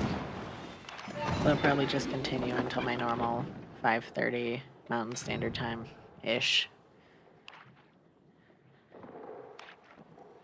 And most of that will be bug hunting, which I'm so excited about.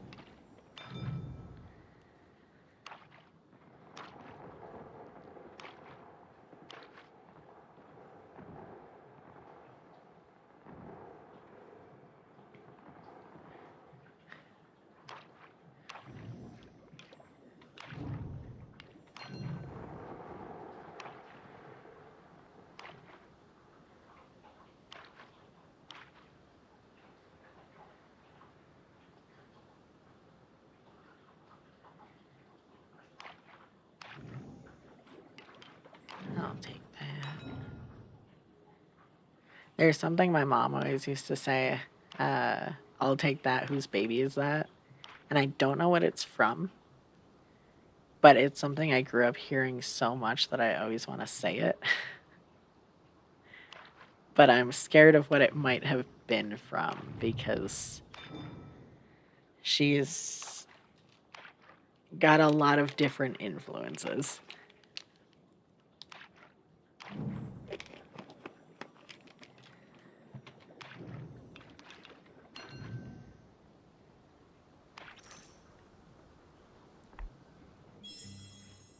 You don't know it from anything either. I mean, I would hope that it's innocuous, but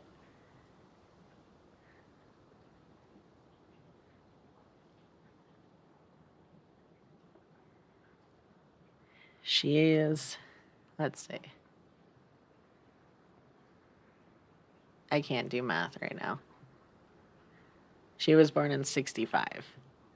So she's got a little bit of age on you. Um, Actually, I think we're equidistant from you. So I think you're 15 years my senior, and she's 15 years yours. I mean, in the grand scheme of things, it's only a little. But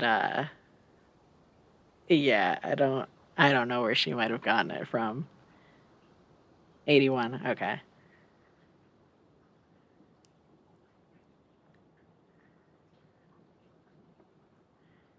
Yeah, so only a little. 16 years.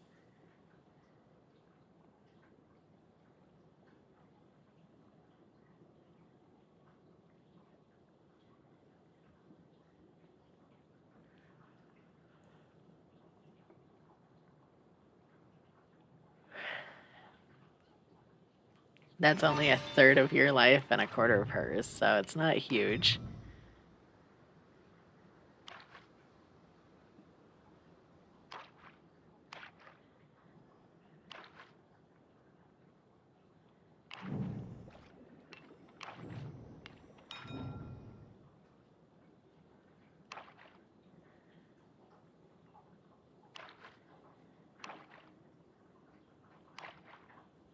I was gonna take the dumplings.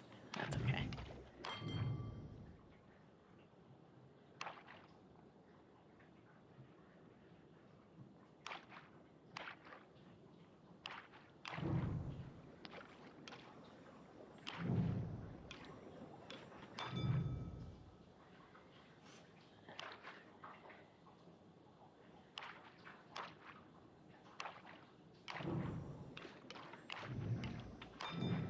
Okay, dumplings to win.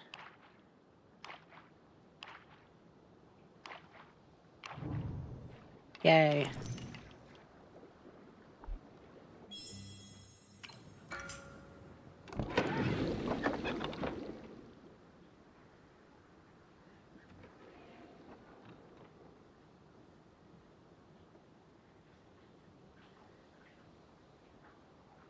And if you're just coming in, we're playing Hot Pot all the way through the night instead of playing Chop a Chase. Oh, hello, Soul Rekka. Welcome in.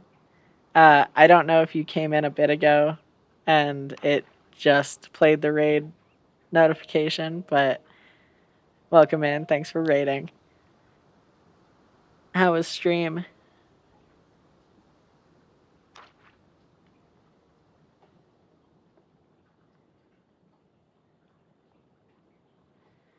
Oh, and now that I'm thinking about it, let me shout you out and mod you real quick.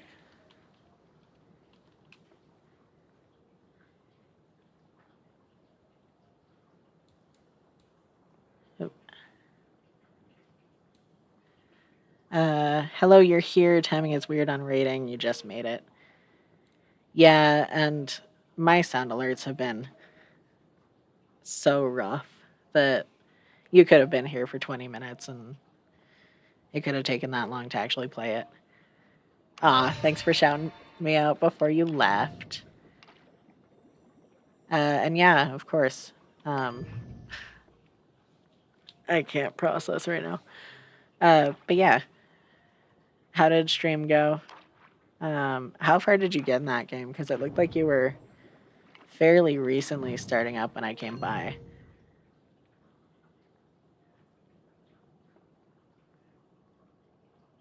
And with you being modded, please never feel any pressure to actually do anything, whether you're here or not. Just since I'm modded in yours, I figured it'd be fair to mod you in mine. And I hold the same standard Paul does of generally you get one warning, and then if you keep it up, you're done. So if you feel like utilizing your newfound powers, by all means. If you don't, no pressure. Okay, your stream went really well. You had stopped at the second part of the story section, not too far in. It looked really interesting. One warning, then decapitation. Exactly. And I haven't played Sekiro myself, but I've watched people who really enjoy playing Sekiro. And I love games with gambling minigames. So that dice game that you were playing when I had to dip was very intriguing. Thank God somebody finally won that one. When and what are you streaming next? Feel free to post as much or as little of your schedule as you desire. You adore Sekiro, still one of your faves of all time. I don't know enough about the actual gameplay to know if I'd enjoy it. I just know that there is gambling that the person was very fond of. Much better than you did on Dice yesterday. Good.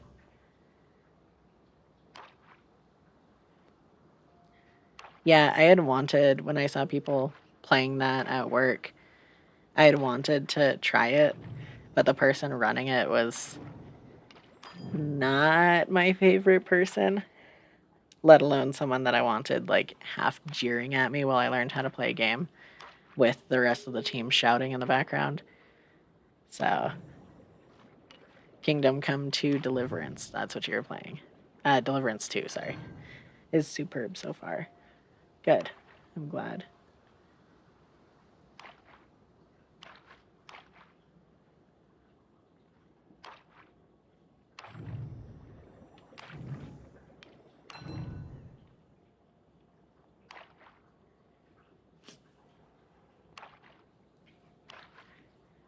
Are you... Oh, not worth the hassle of someone nagging like that. Good choice, yeah. That's honestly why I sit out of most of their gameplay. And occasionally talk shit from the sidelines, but no more, because they're a rowdy group, and most of them are conservative, so a lot of the, like, party games aren't gonna necessarily go well. And yeah, I would rather just sit in the background. This game is called Hot Pot. So I've heard it compared to other games that I can't remember at the moment. But basically, there are like 8 or 9 color sets, and Vince can probably answer this more accurately.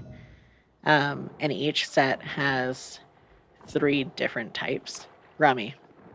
I've never played Rummy, but I guess it's Rummy. And you have to either get 1 of each in the set or 3 of a kind in the set. And you have to get 3 sets worth. So your last card will be your draw. And right now I'm waiting for that card. Once you have all 3 sets in either 1 of a kind or 3 of a kind, then you win.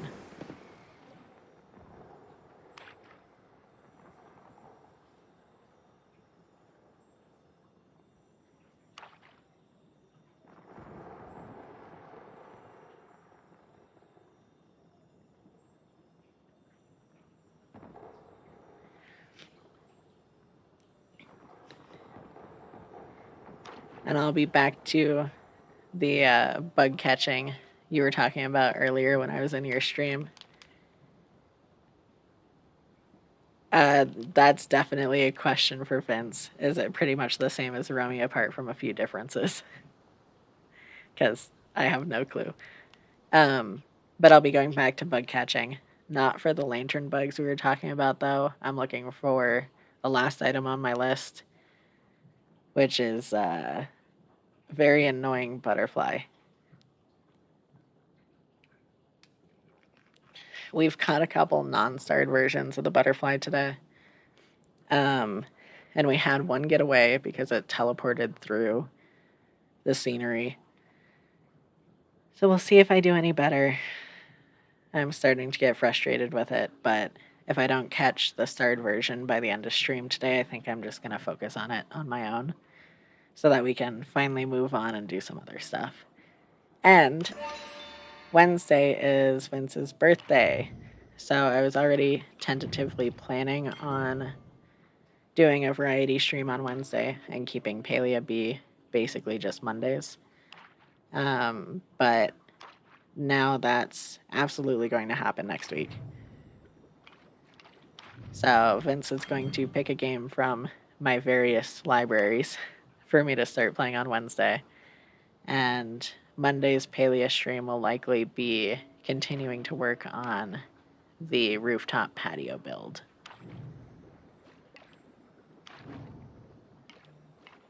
We'll do that. Vince said, yeah, Rummy, you collect sets or runs. Same in this.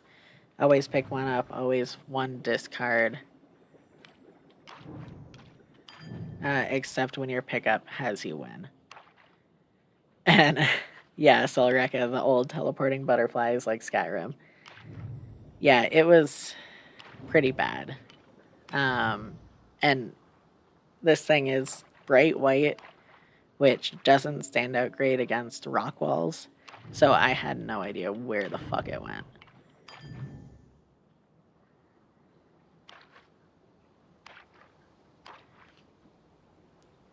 Which, Vince, Skyrim is an option for your birthday game if you're into me playing Skyrim. And I've joked with my wife about if I play Skyrim on stream, I'm gonna mod it a bit. And that would include the Thomas the Tank Engine dragons, just so you're aware.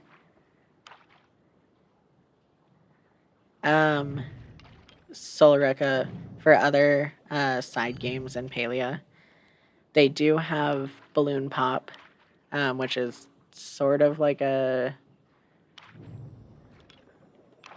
shooting run game or whatever, which is fun. They have that during the normal monthly markets. And then they have Choppa Chase, which you run around and pick up the little beaver critters.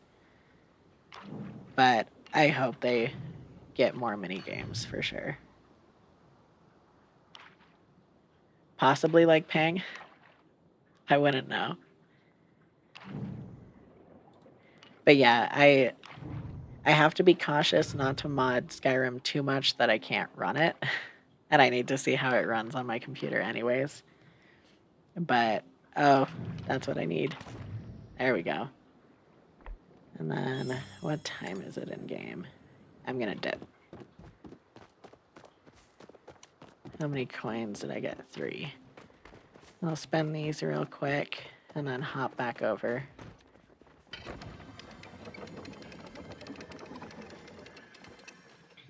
Very likely how popular is Palian player numbers on Steam now. I'm not sure. I haven't been to their store page in a while. This line is confusing because of the NPC there. Thank you. I know there are a lot of people who play it, but I also haven't seen how the ratings are recently.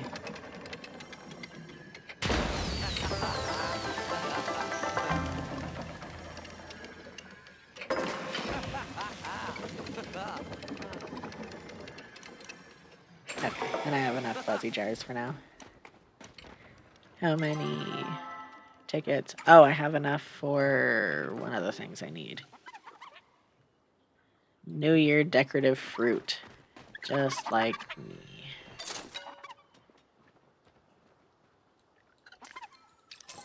Cool. So then I only need like 3,800. Oh, I got more coins. Uh-oh. 3,800 more lucky envelopes to complete my Luna New Year collection. But I'll need to get a lot more to get enough for like full furniture sets to have like a dining set and everything. Yeah, Vince was on Palia. And you said you're hopping off now, right? Though Solreka, you said you tried it for a bit, right? You could always hop on and party up if you wanted.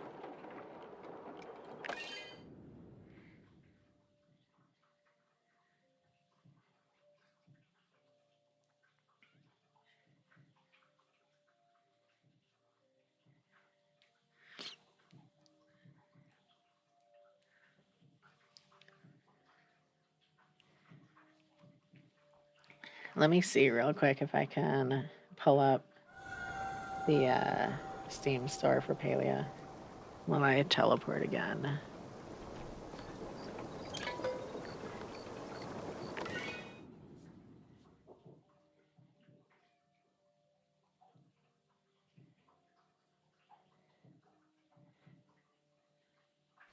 Very briefly, yeah, it was on your Switch near Alpha. Gotcha. Surprisingly, Palia is rated very positive. 84% all time, 87% recent. And that all time rating is 24,000 ratings. I don't know where to see how many people play it though.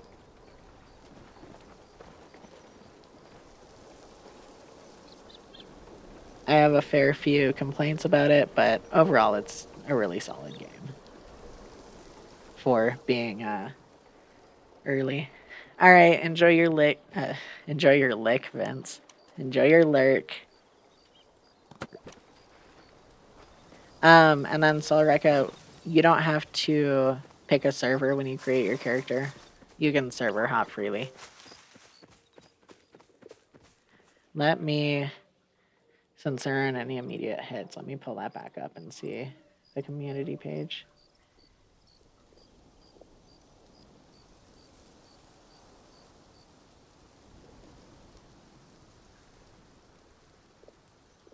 I don't know if I can. There it is. I don't want to open Steam on my laptop to check to slow it down. There are currently nearly 5,000 people in game.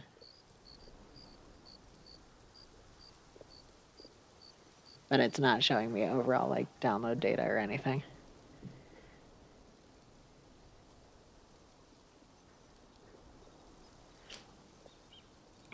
But yeah, it's very nice compared to those other MOBAs. I had to replay quite a bit of Genshin Impact so that I could play it with Tav. Because I was like, surely it's fine. You know, I can start my save on the North American server and she's in Germany. It was not fine. Surprise, surprise. Is that the Grove? Yeah, that's the Grove.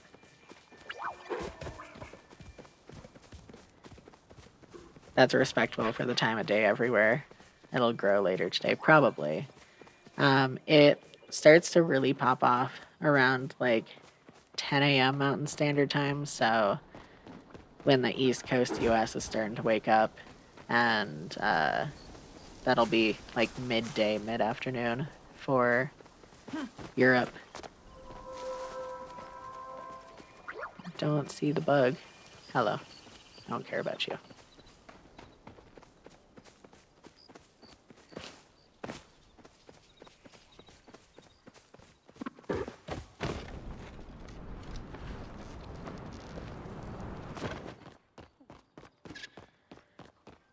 But yeah, and each server only holds 25 people. So even though they call it an MMO, it's kind of a mini multiplayer online. Which is fun because some full servers end up feeling like claustrophobically full, despite it being so small. But that's usually because you land on a server where there are 5 other hunting parties Oh yeah, I asked when you'll what you'll stream soon. Should be tomorrow. Street Fighter 6 Maya's out.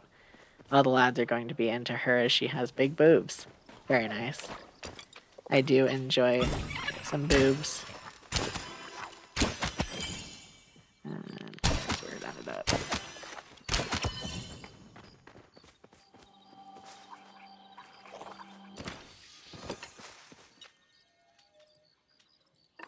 But yeah, it's more of a classic multiplayer size for sure. But then too, if you don't arrange parties outside of game, like on the Discord or whatever, there's a good chance that you'll put a call out in chat and nobody will respond. And you'll be like, cool, sorry. She screams, ah, me pointy, when she wins a round. That's beautiful. One spawned right behind me, of course.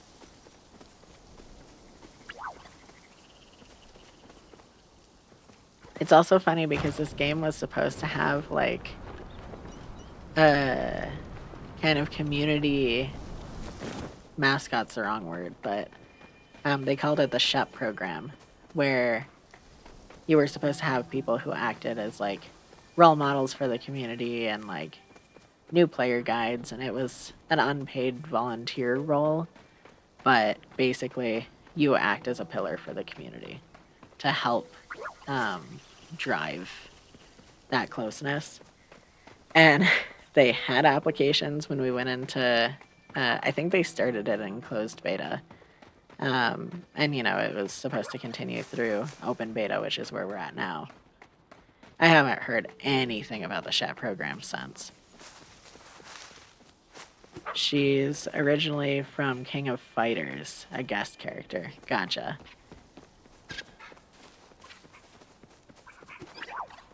How often do they add new characters to that? Yeah, that's a lovely role. Guild Wars had some great peeps helping us noobs. Yeah, and it's something that like is exciting, especially with a new game, when sometimes even the old folks here are not really having an easy time of it, figuring stuff out, but for it to start and then never be fleshed out, apparently it's kind of sad. They add new characters every 2 to 3 months with this last character pass. That I feel like is pretty good pacing. Doesn't sound too overwhelming.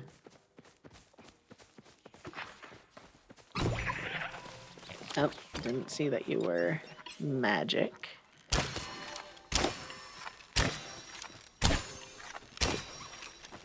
Nope, too slow on that one. That's okay.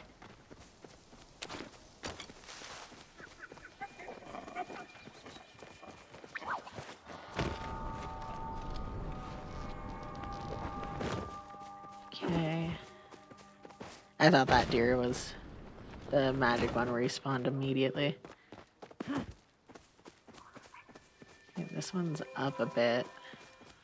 Hard to tell how much.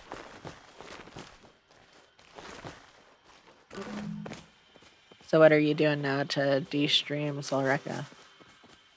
Besides, you know, hanging out here, which I appreciate. Keeps it fresh enough. They just need to release some interesting... Okay, someone's on that. Cosmetics like Capcom does with Monster Hunter typically. Gotcha.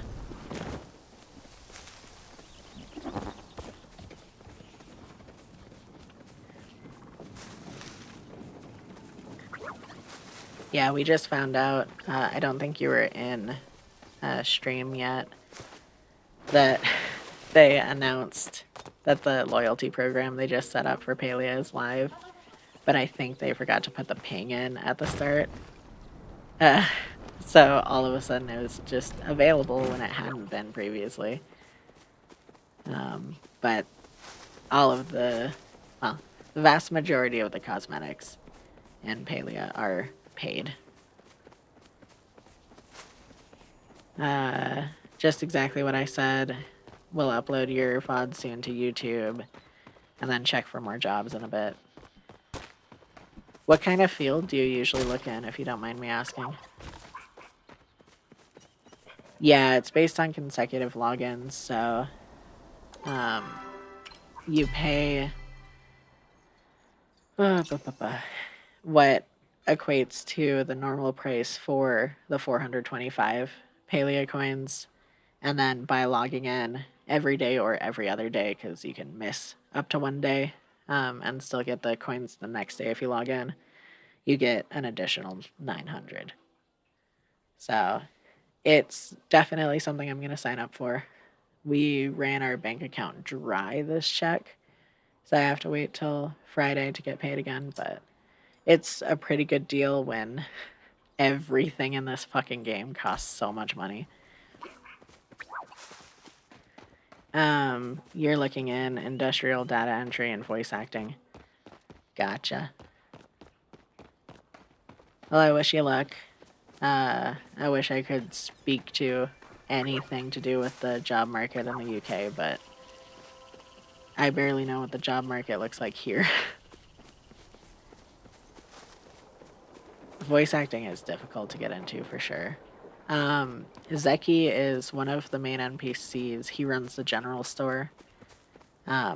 Yeah, hard to find too. So he's not like necessarily a popular character or a fan favorite, but it makes sense for him to be the one selling cosmetics and stuff.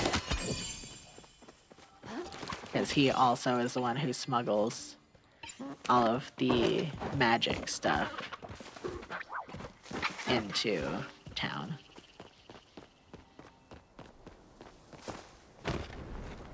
Because magic's illegal.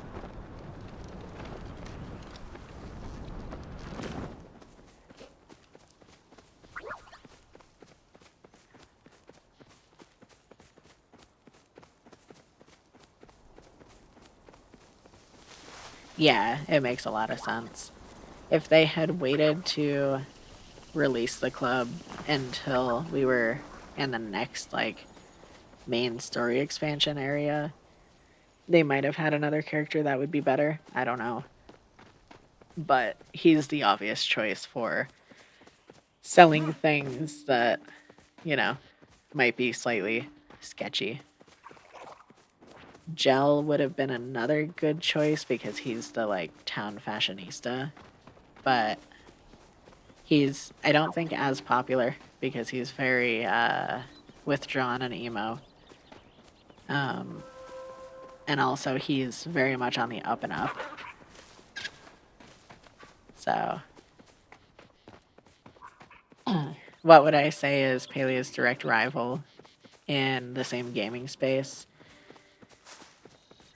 There aren't really any cozy MMOs like this on the market. There are some in development that look really promising, but I'm not aware of any that are MMOs and currently available in some capacity.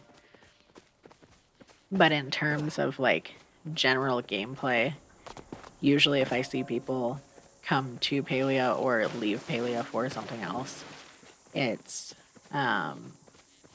either Stardew or Animal Crossing. That sort of thing. He'll be like a secret character to spot for bonuses, right? Infinity Nikki is very different, yeah. And Palia makes people's computers chug.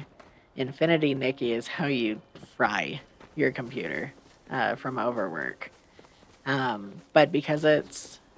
I would compare Infinity Nikki more to Genshin Impact than to... Oh, there's a lure here. Hello. Alright, I'll participate in your lure. It's more similar to Genshin to me because of the combat elements and stuff. But it's also a fashion exploration game, which is kind of its own category.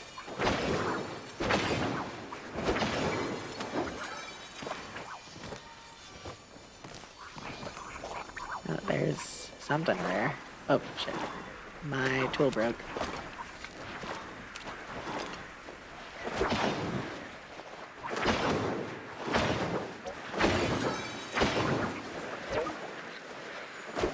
This fairy mantis does not want to stay down.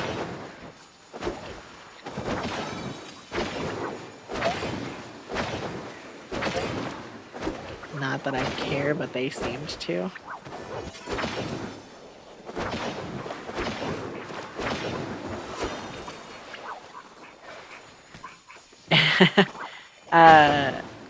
So you said, you guess if the developers optimize more for different PC builds, then it will be noticed for more people to jump in. You guess that they're doing very well if it's also on Switch. This last update broke the Switch version for one of my friends so badly that they literally can't play the game at all. And a lot of people cannot stream this game because they'll get it relatively stable.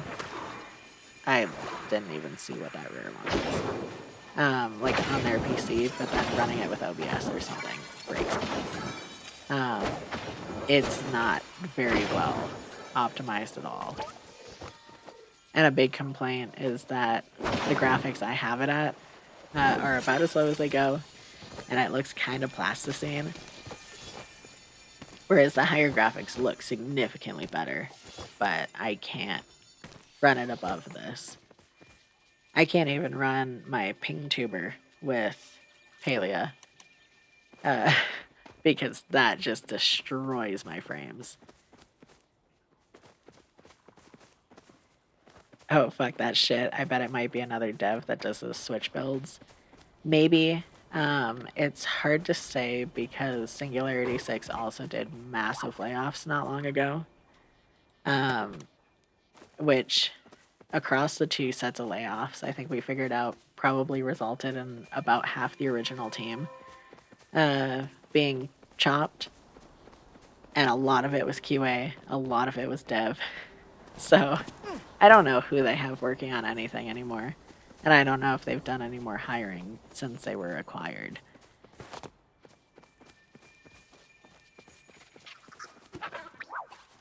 You imagine Dreamlight Valley does chug now too. I haven't played it, but I wouldn't be surprised. That's unfortunate for both teams. Sucks, yeah. Yeah, and it sounds like it was relatively sudden and not broadly communicated. There was some discussion in the community about how what people know about the contracts that all of the staff were under, they should have gotten decent payouts for being laid off, but it's still really hard to say what actually happened. And then they were acquired by Daybreak, which has a reputation for over-monetizing games and then not doing much to make it worth the monetization. So we'll see. They've made some acknowledgments of past mistakes that they've made, albeit without any sort of like apology for trying to gaslight the community. And they have been releasing little bits of content in addition to monetization. And the loyalty program is potentially promising. Paul has Dreamlight on Switch, don't know how well it runs lately. And you have it on PS5. And then game industry is synonymous for awful payouts, damn. Yeah. Yeah, I think what I saw was they had some sort of like stock program or something. That was supposed to pay out when they were separated, but I don't know. It's been a while since I read that article. But if anyone's curious, I can find those articles and post them on my Blue Sky.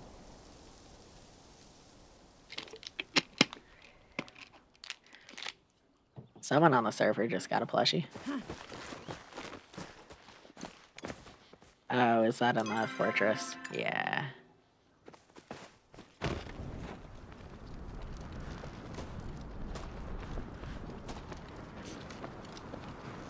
But yeah, I think part of why Uh, oh, I thought that dragonfly was the butterfly I needed. Um, I think part of why I'm so critical of when this game missteps and when the parent company missteps is just because they came in so hot with such a promising message, and they were doing like video updates every so often where they would sit down with like top devs and leadership, and it was obviously staged and scripted for the most part, but it was still nice to see.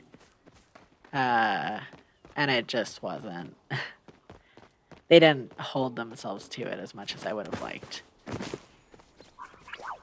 Loyalty program will get some jobs in surely, and hopefully. Needs a lot of word of mouth. Yeah, and they do a lot of advertising, it seems like, between updates, so that when the update rolls in, they get a lot of people in. I am a little concerned because this patch brought with it a lot of glitches beyond the one that broke my friend's game. And there was no hotfix.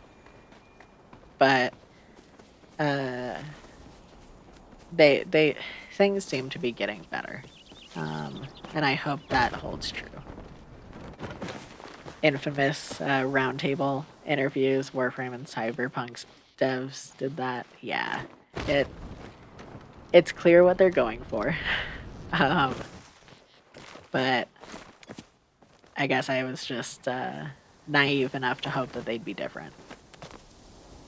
Here's hoping they stay on the up and up, as I say, yeah. It'd be nice if they did. Because this game and this concept really do have a lot of potential. And the initial monetization push was fine. Like, this is a brand new game, you're in early alpha, like, get that money. But then the pricing was, like, through the roof. Like, I can go back through after I check out this bug and show you some of the prices. Oh, that's the one there. Okay. But, so each of these outfits, which is a hat, a top, and pants, you can buy for about $18 US, or all of them, so all three of these, for somewhere around $35-$39 US.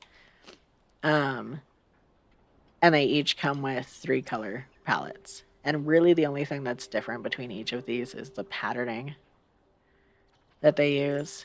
So you can see that diamond switch to waves and waves there.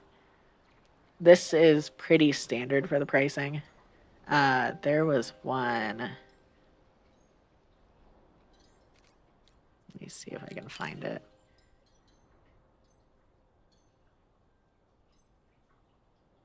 Heroes Regalia.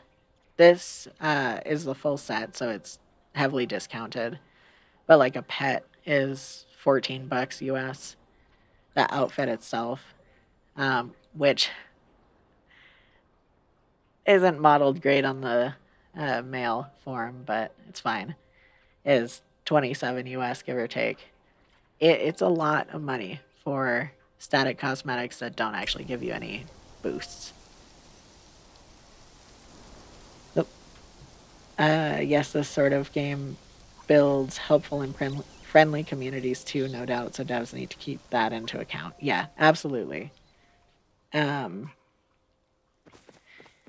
that's why I loved it so much, because like I used to spend a lot of time on RuneScape. And some of that community is very nice and helpful, and some of that community is what you expect from an old MMO. But yeah, that discount was always there. And they are running alongside the loyalty program, I think monthly discounts now. So right now I think it's the like fairy outfit that's on discount, and that'll rotate. Oh, you're totally good. I'm also behind because I get distracted. But Yeah, most of those bundle discounts are static, so they're always there if you buy the bundle.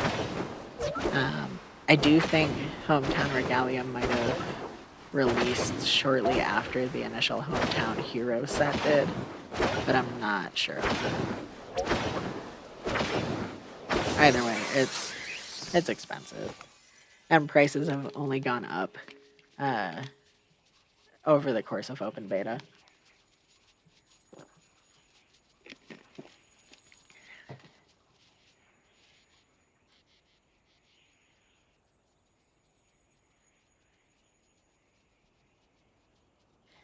Okay, didn't want you to have to hear me clearing my throat.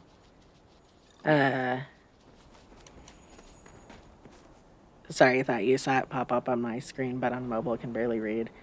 And this chat on the bottom left, if that's what you're looking at, is the in-game chat. I don't have my stream chat show up on the videos. Yeah. Don't care about that centipede.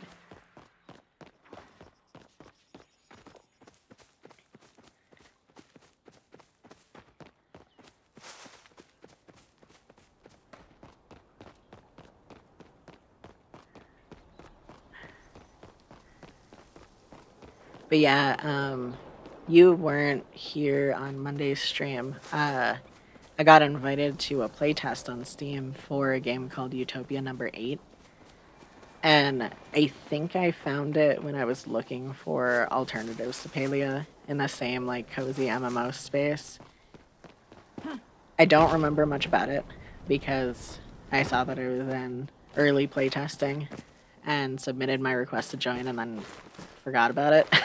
um, but I need to see, for one, if I can run it well enough on my computer, and for two, if they allow streaming of it, because I haven't seen anything about like a non-disclosure agreement or anything, but you never know. But I think it's intended to be a cute, cozy, like multiplayer farming sim. So that's an option. And that's the same one that I keep getting psyched out by. And there are a few others that are in development. And I think one of them's in closed alpha right now. So I signed up for email alerts, and if I can get into beta, I'm absolutely going to play that on beta. But yeah, you wish you could have your messages up longer on PS5, but it's basic as fuck. And yeah, they might like the attention, they might not. Their community page is also slightly alarming.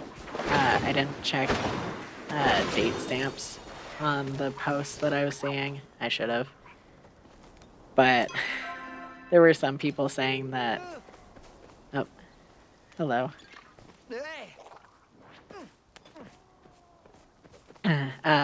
That they tried to make an account with their Google account, which I guess is the only way you can currently, and they still couldn't get into the game. And then one person said that everything was in Chinese, so they couldn't even understand how to start. So we'll see. You were on the Doomed Hyenas game that got canceled by Sega before it came out of alpha. Oof, how was that?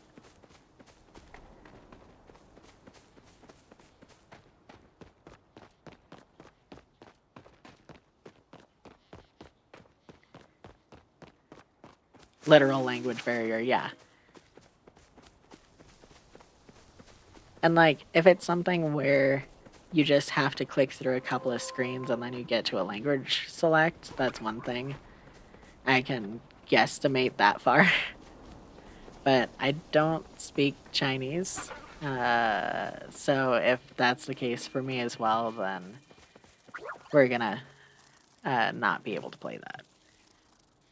It had watermarks all over the screen. Are you kidding me? For a first-person shooter, the most distracting way of playing. Yeah, we occasionally in Palia get status icons or like kick from party icons or whatever glitched on our screens, and that's bad enough. And the hunting in this is very low stakes. I can't imagine playing an FPS and having to see through a cluttered fucking water murk hellscape.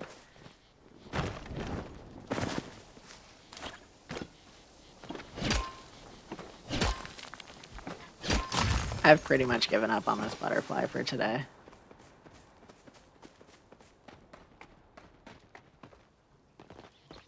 Nope, LOL, so they could see if anyone would stream it and ban them. The watermarks were our avatar names. That's... I mean, I get it, but, like...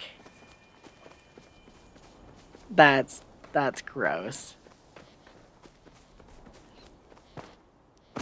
I think Palia had some issues with that because they were just like, yeah, there's an NDA, don't do it. With their closed alpha and stress testing stuff, but I know they had some issues with leaks. And a lot of people don't realize that they need to keep information to the proper Discord channels. So there were issues with that too, but God. Clever, but you knew it wasn't going to make it. It was like a super boring version of Overwatch. Gotcha. That's unfortunate.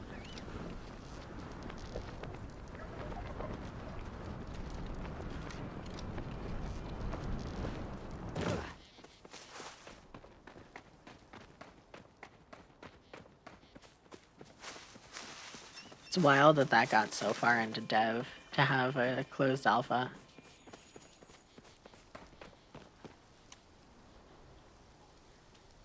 I'm gonna run another jar and just stay here till 6.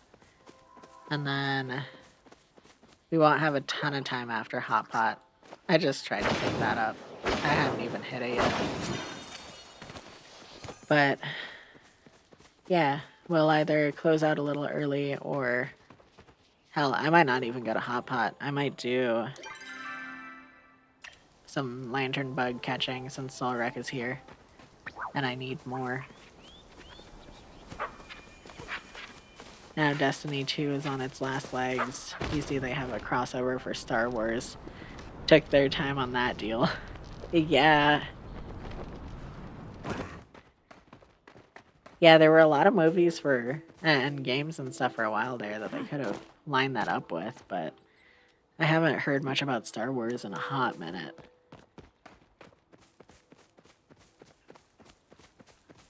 Besides, you know, sometimes seeing DVDs at Goodwill.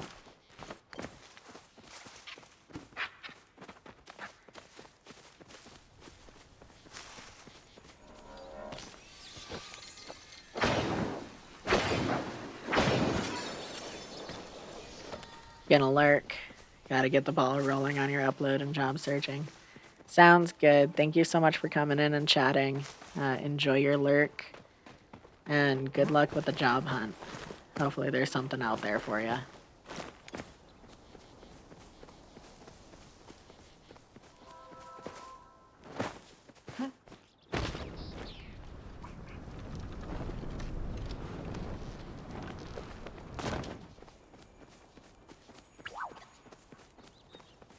Yeah, it's not timed right with all the Star Wars stuff.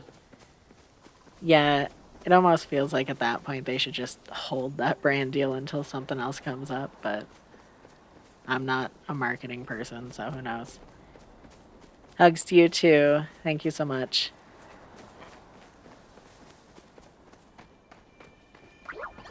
I don't have alert command, but thanks for dropping it anyways.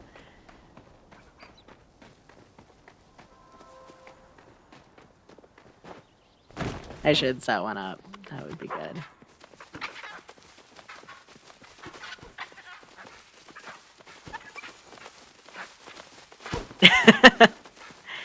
Yeah, I forgot that was something I could do with Nightbot, because I forget that you can set it so that everyone has access.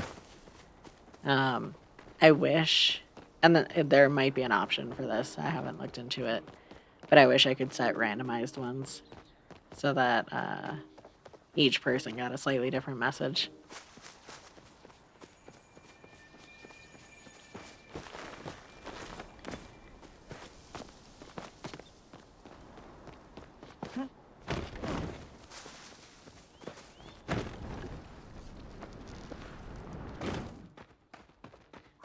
Yeah, you haven't either. It's one of those things that I just didn't think about.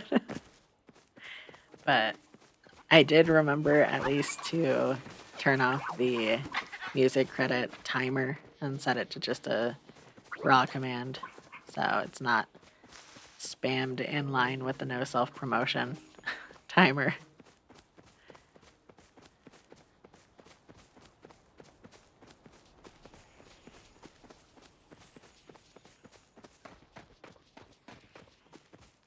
I'm just gonna go into the fortress and see what that bug is,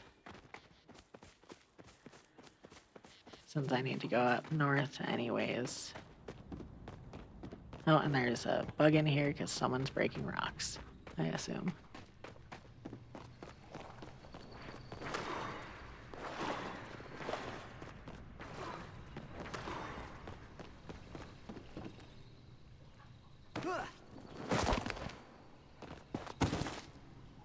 Weird.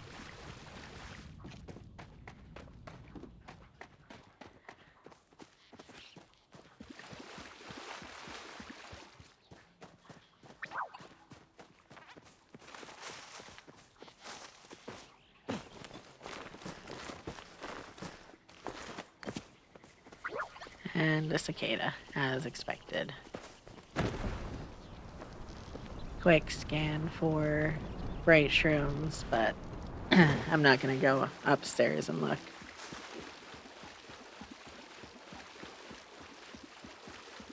I'm also not gonna be able to go too crazy with the lantern bugs, because my inventory is fairly full and my tools are fairly damaged. But it'll keep us busy for the moment.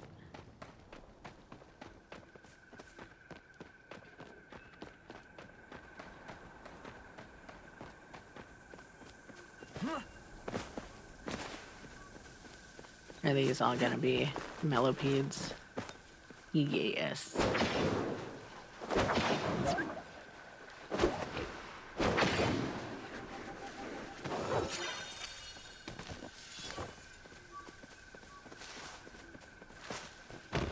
That one's on the run, it looks like.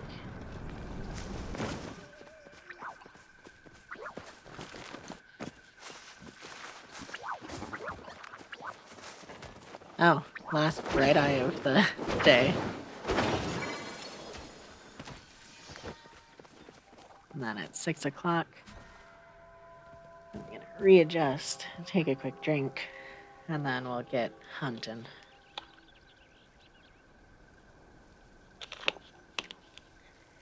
I wonder how accurate the game clock at the top of the screen ever is, because I don't always hear the like evening chime, and it feels like it takes a few in-game minutes for anything to start spawning.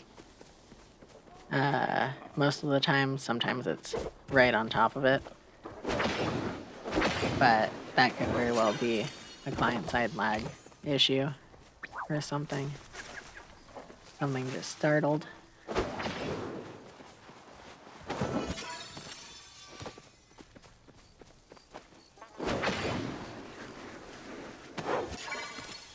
Oh, and I mentioned this on Monday as well, but I am slightly redoing... Where did that moth go? I would catch that moth if it wasn't in the hill. Okay. I'm slightly redoing my lantern bug roof to hopefully be a little bit more efficient and a little more streamlined. Seamless. I was about to say streamless. because the way I had initially done it was going to cause gaps to form. So I'm hoping it'll look better this way and use maybe 1 row's worth of fewer lightning bugs. Which doesn't sound like a lot, but it'll save me like 38 minimum. But yeah, so I can work on that a little bit at the end of stream. Potentially. There's 1. And I want to be able to see how many I get.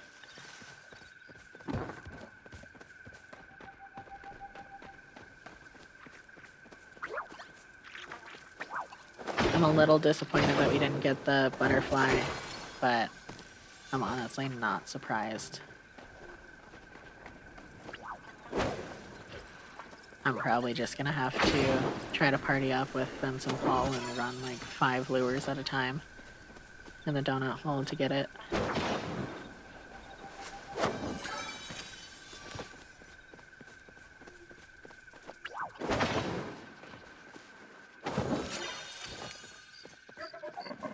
Oh, magic dog. And my bow doesn't want to work. I'm not going to chase it any further than that.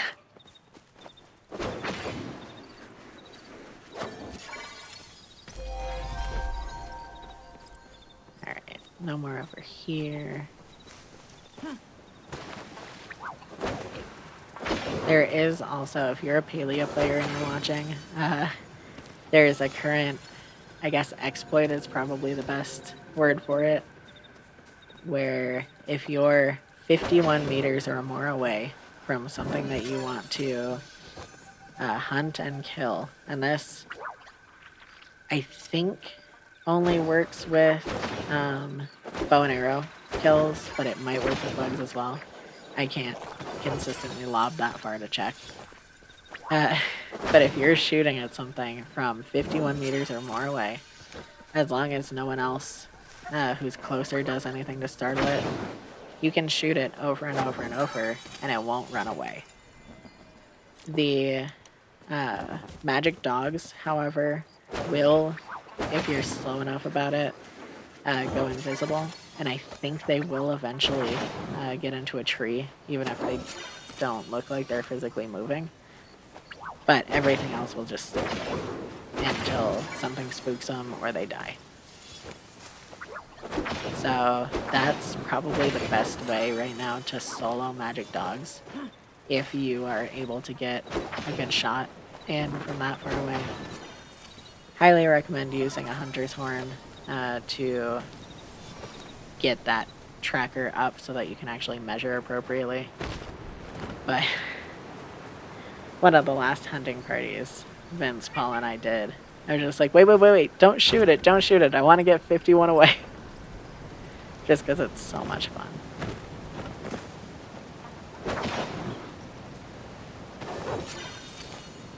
And as far as I can tell too, like even missed shots will not startle it, as long as you're shooting from that distance. So if you're still like trying to dial in like how high you have to have your bow, that's fine. Just don't get any closer. And don't let the things walk towards you while you're aiming, because that's always sad.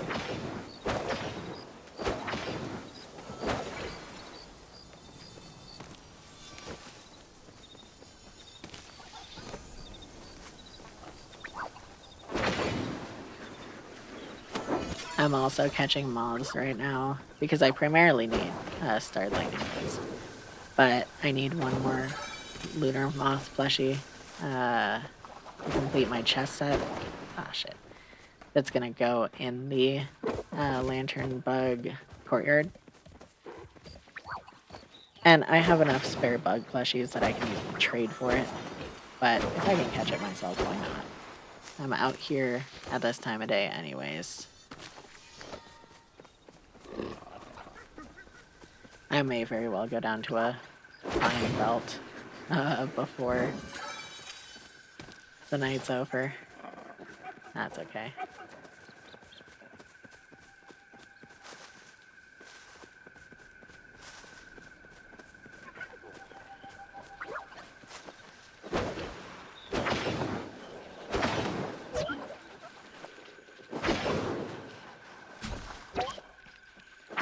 Come on now.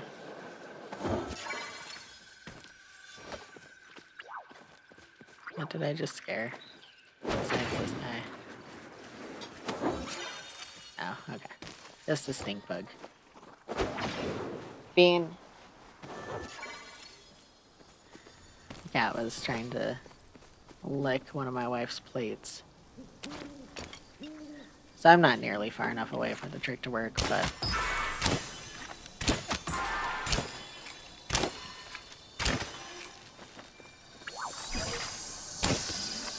no.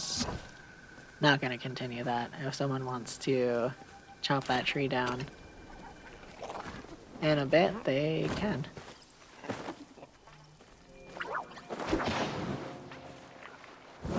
The game seems to be kind of weird about whether or not it gives credit, though. I think the credit for the damage on it resets after a while in the tree. So you can't just, like, hit everything once and then come back to bags forever.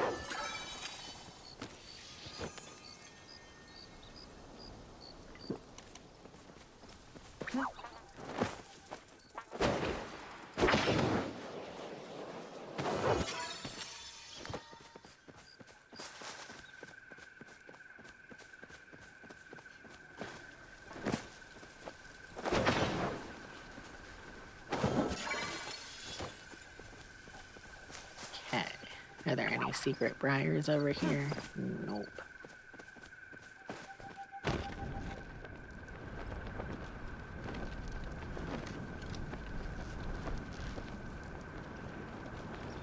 There's a lantern bug all the way down here. I don't think I'm gonna go down the coast chasing them, but I'll grab this guy. Because then I can hop on up and look for great shrooms.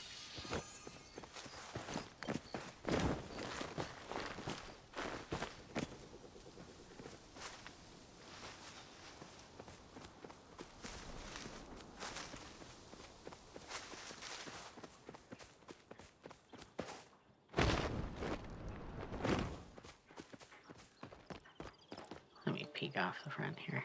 There's a bug. That's exciting. We'll get him in a second. I also... Soul Wrecker, if you're still there for a sec. I think it's worth admiring the Unreal Engine base texture that's been here instead of like a watery kind of marble something or other for 3 or 4 patches at least. So, you know, that's fine. Thought you'd appreciate that.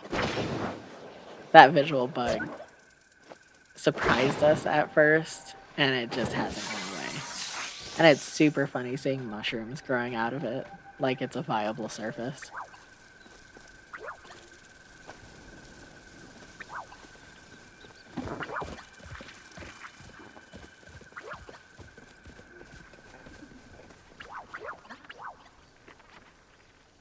No good bugs up there. 4 patches, and no one noticed that out of devs. I don't know that no one noticed it, honestly. Because I'm sure it's been reported.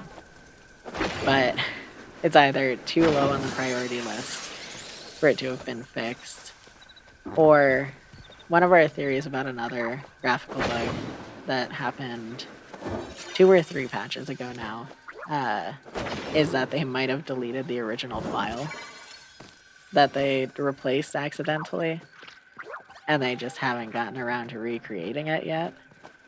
I would hope that's less likely with a full-on texture, but who knows.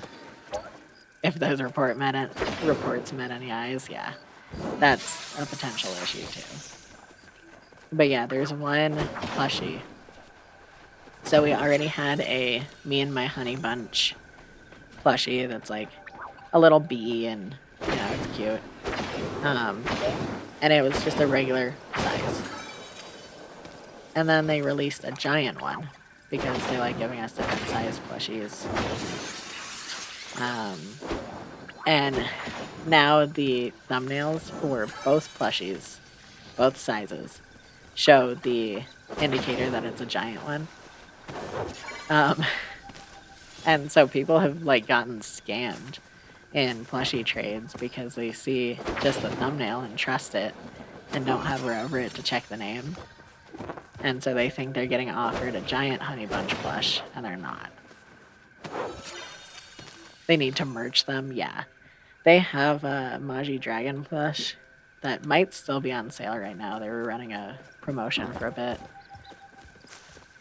But they haven't done a ton of physical merch. Most of it's digital cosmetics.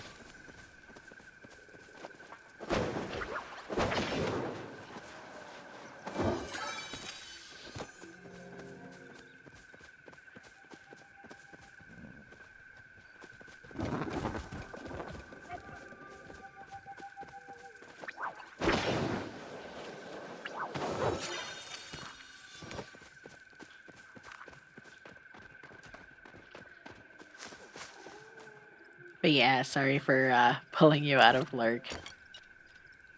That texture is just always so funny to me. Okay.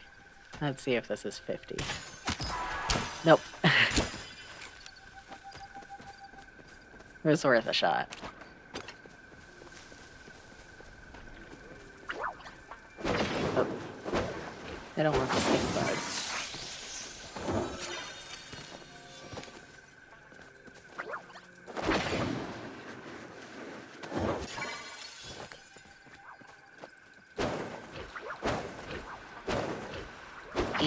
There we go.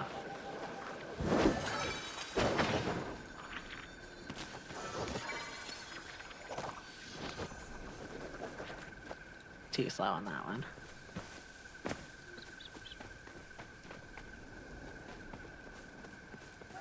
Okay, we're up to 6 so far, which is pretty good. And yeah, I'm definitely going down to a fine bug net. Yep, there we go. Okay, 7. I'll be pretty satisfied if we can get more than 10.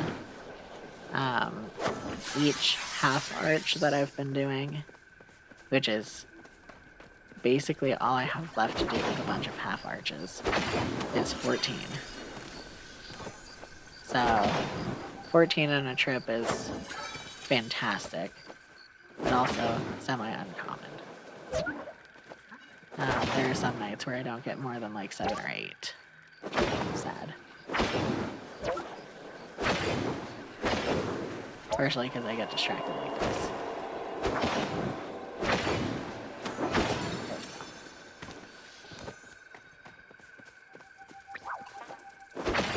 Okay. Another one up there. This one's shiny. I would kill, on the topic of merch, I would kill for a lantern bug plush.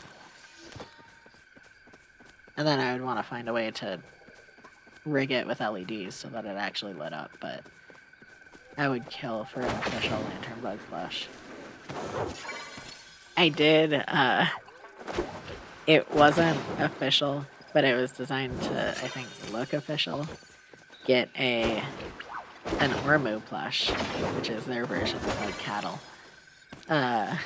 from Marie in one of her giveaways. Let me shout out Marie real quick.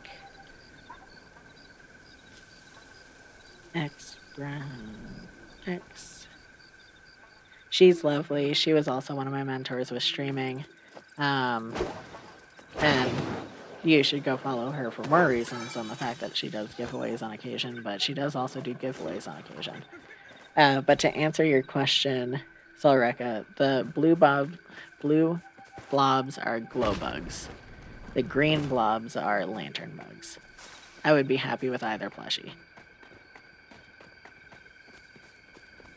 But I've spent so much time slaving away over trying to get lantern bugs that I think I'd prefer the green one, even though my favorite color is blue.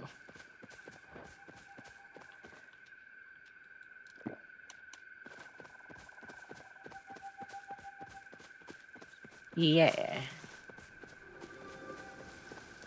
It's also weird that in-game we have lantern bug plushies, but not glow bug plushies. Hey, thank you for dropping a follow for Marie.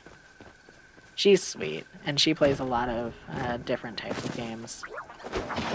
Mostly in the cozy genre, but she does some variety as well.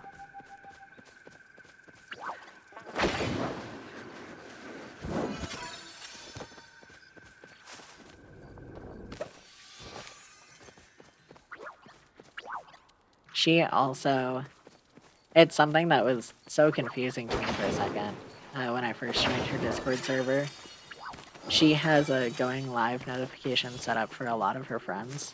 And not just her own stuff, which is really, really cool. It does mean that notification channel is constantly popping off, but it's really, really sweet of her. And she has a self-promotion channel for if you're not on her list yet.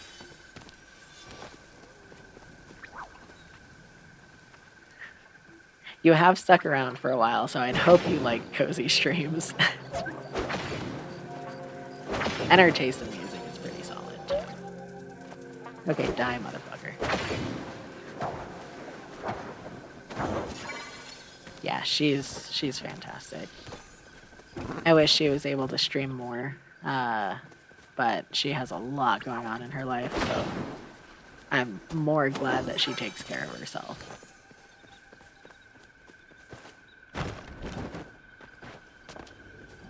Oh, another bright shroom. Bug. Those wings. I didn't even pay attention to that person's avatar. This one. That's the cosmetic that's on sale right now. So if you like those, now's the time to start playing.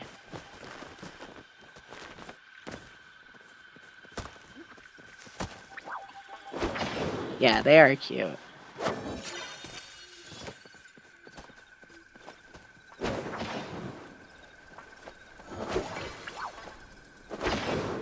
They have one new set that I can show off, and I can summon you back from work if need be, once the night's over. But it's the Year of the Snake set that they released with Lunar New Year. I think it looks really good on the male body type, despite obviously having been designed for the female one. And it would take me a few months to save up enough from the loyalty program to get it, but I might save up for that because I liked it a lot.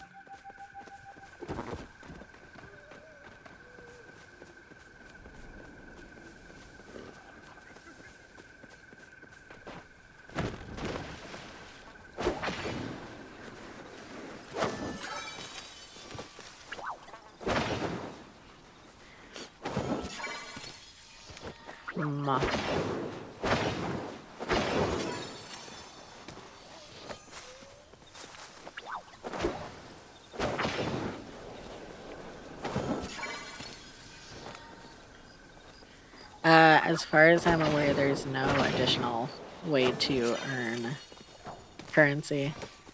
No freemium or anything. Oh, this person's running a lure. Oh, Lord. Okay.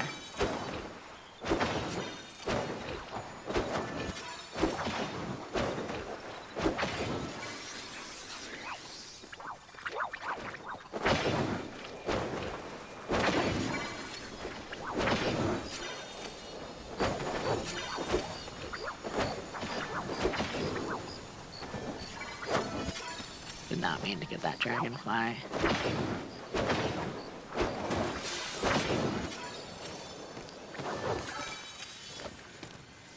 Lures are always so stressful for me. Yeah, hopefully one day they would do like a battle pass thing. They already have weekly achievements in place for, you know, hunt this many big creatures, hunt this many things socially, that sort of thing. So I feel like that would fill the perfect niche of, okay, if you want to go above and beyond, do your weeklies, you know, consistently this much in a row do, this other thing that's far beyond the weekly expectation. But as far as I know, I haven't heard anything about plans to implement something like that. I had initially hoped that's what the loyalty program was going to end up being. But the structure is there, yeah. Fleshy. Wrong one, but I'll take it. Oh, as it ticked over to 3. You know what? I was sad about the butterfly, but we got 2 of the 3 I needed for my collection and a plushie today. Oh, 2 plushies today. I didn't even see that one drop. Yeah, I'm not complaining anymore. Very rare shiny. And we hit 13 out of ideally 14. So I'll take that. Before I forget, and while you're here, let me show you the Naga outfit. Naga's Blessing is what they called it. So I think it's pretty obvious that they intended it for the feminine body type. But I think it still looks pretty fucking good.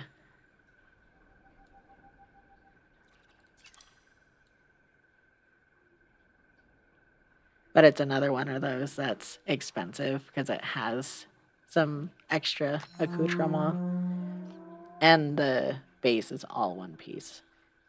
So I wouldn't be able to customize the pants with it, which is a little sad.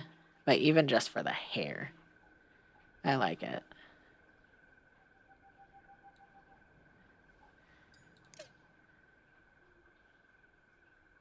It might be. Yeah, I think that pairs with, we have an outfit wheel where if we save outfits, we can transform into them at will.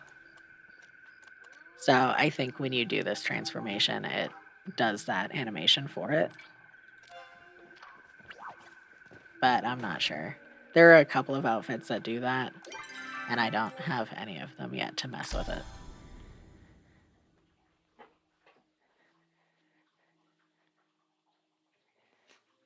It was funny. There's one dancing emote I can show you. It's the only dance we have. Fortnite would do transforms with level 100 of a battle pass. Got it. But yeah, there's one dancing emote where it's a medley of a bunch of different dances. And there's one where I think it's a hair whip. And I saw someone with the Naga's Blessing outfit do it. And those snakes went flying. So it's this one.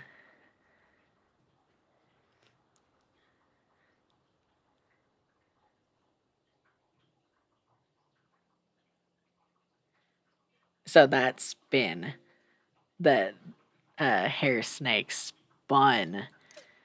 And it was so funny. Because it was violent. Like, that would have knocked that person out on the way back around. Right? And then, too, you'll sit there in that pose with your leg up until you either stand up or run another emote.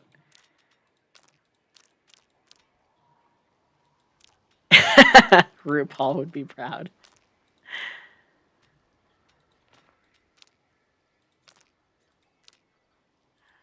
Let's see.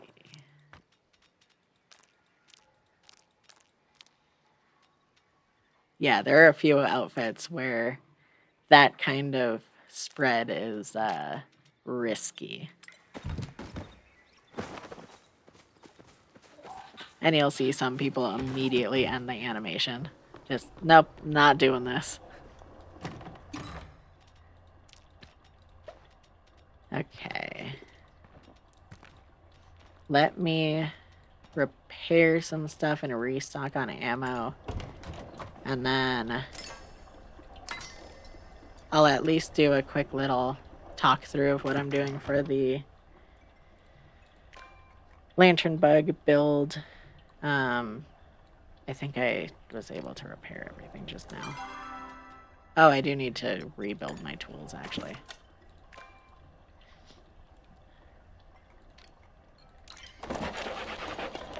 You have Padam Pam dance on Fortnite. Padam Padam, sorry. Of Kylie Minogue fame. You stick in that emote unless you move or die. Good. What did I need? Yeah, I'd say I used a few bombs. 1, 2, 3, 4, 5. So 26 with that extra one.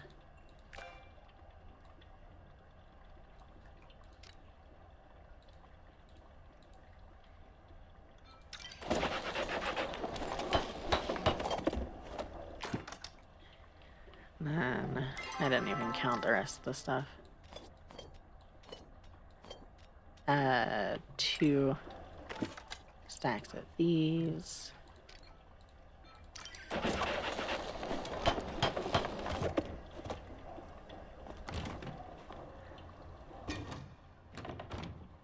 I don't know what you're trying to get across to me there, Solreka.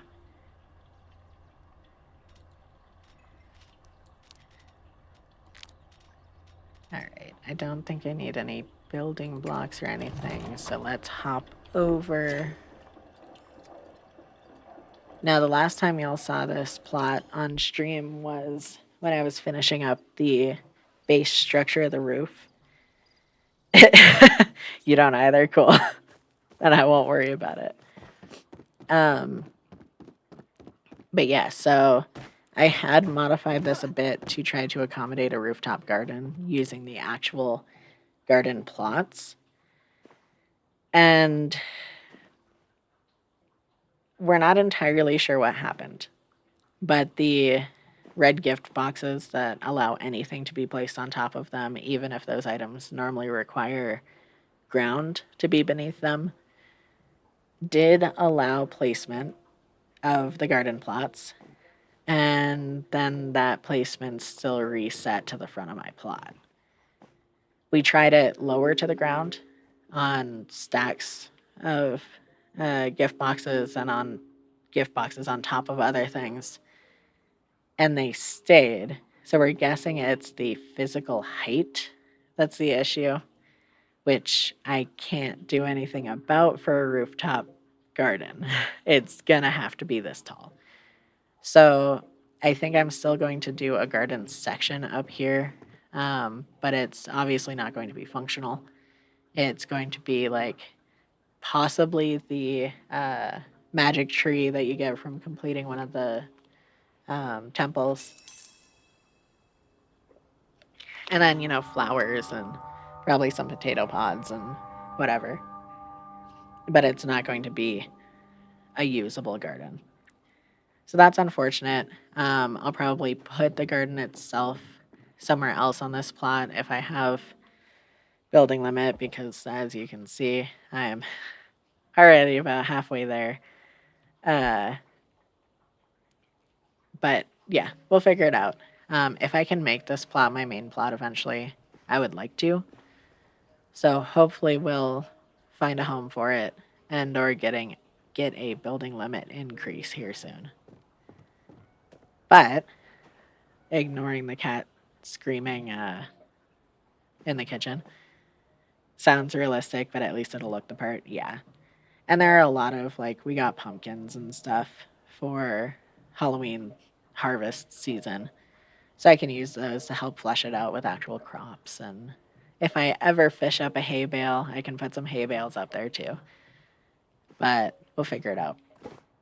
For the lightning bugs, or lantern bugs, the previous way I had it had the, and I'm going to open the social menu so that I have my cursor, had the tank sideways like this.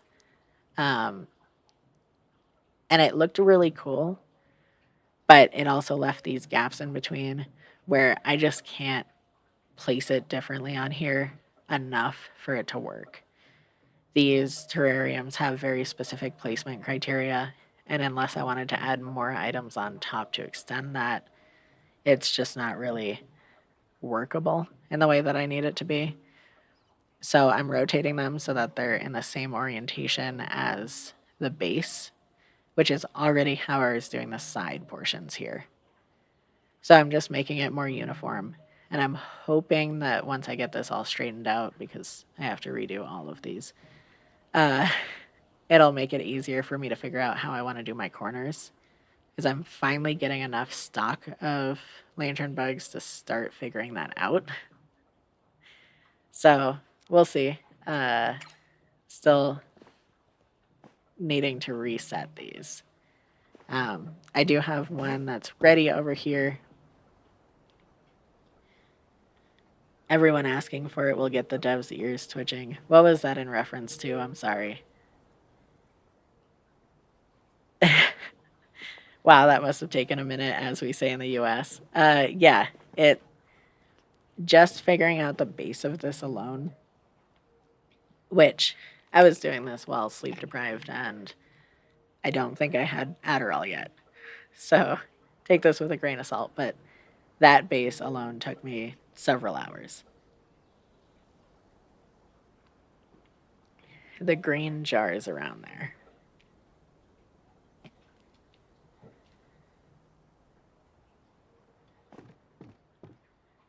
Like these guys? Or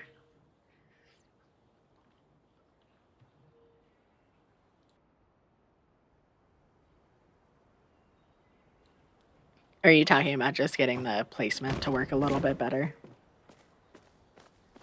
Because, yeah, it, I doubt that's something that people generally have an issue with. Because I've seen people do like little fountains and stuff with terrariums like this. I haven't seen anybody this masochistic.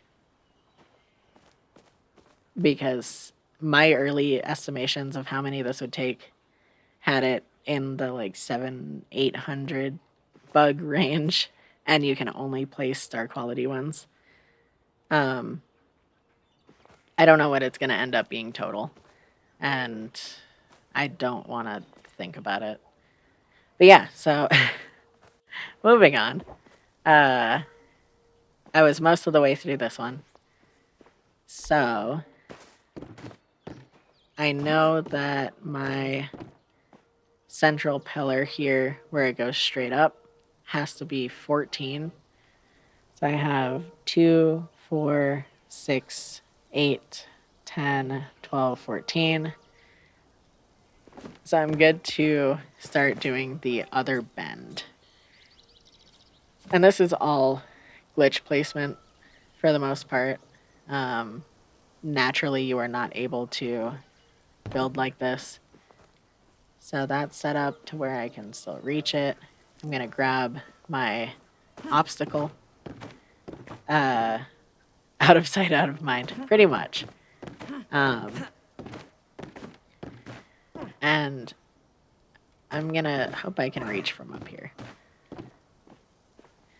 So to obstacle place, you need to have something that's already like traditionally placed on the ground.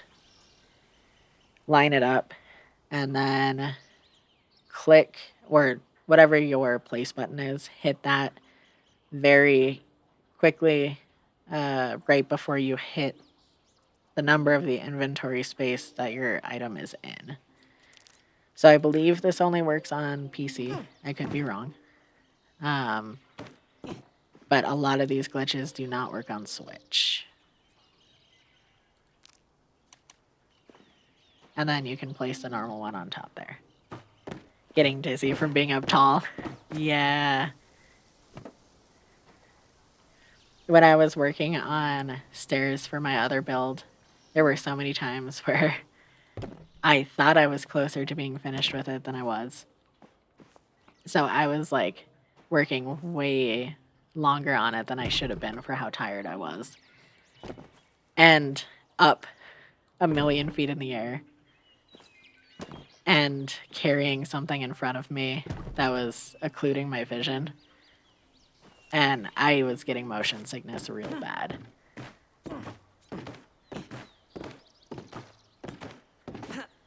Luckily, these are not stairs.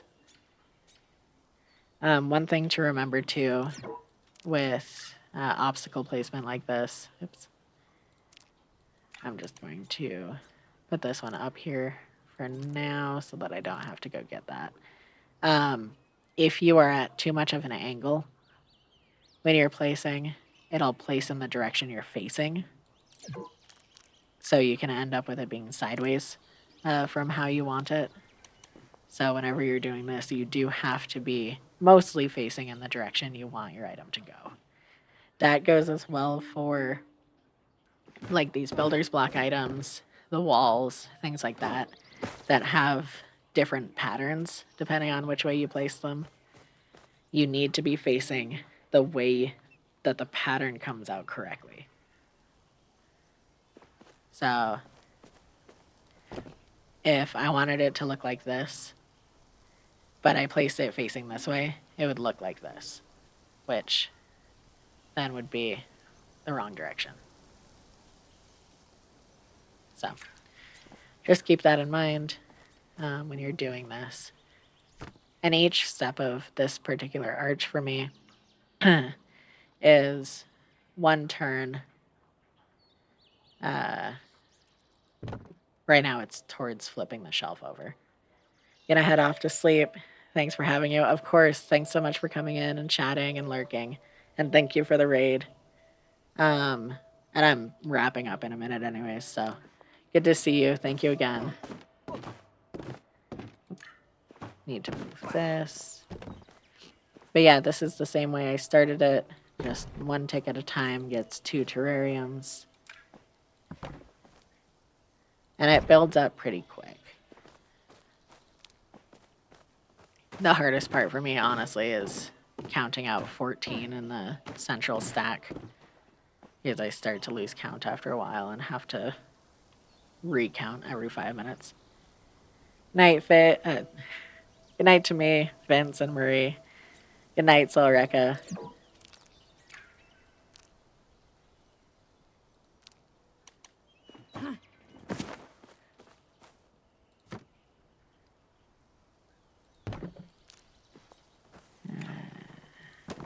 It does build up a lot faster if you remember to check the height of the thing before you pick up your collision object. Also, for anyone who is watching for this building information right now, all of these glitches and more are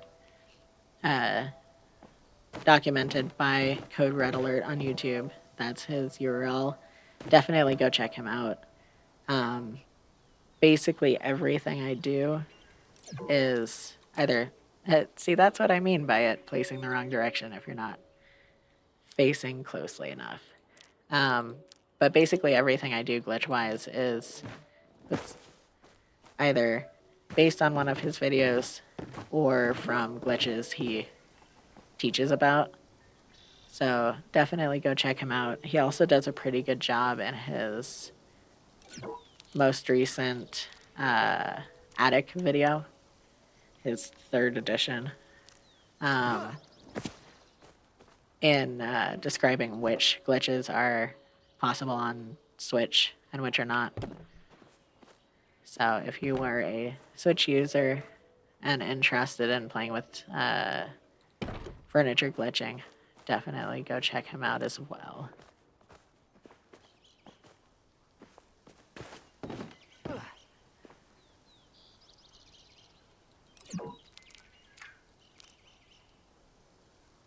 And then I think I have one more layer here. And this last one, just make sure that you have it up a little bit so that you're not placing things into the ground. It won't actually matter, but it gives me some peace of mind to know that I'm placing it on the block and not on the ground. Okay, so there's that. And now when I pick it up, the original piece rights itself and you have a full arch.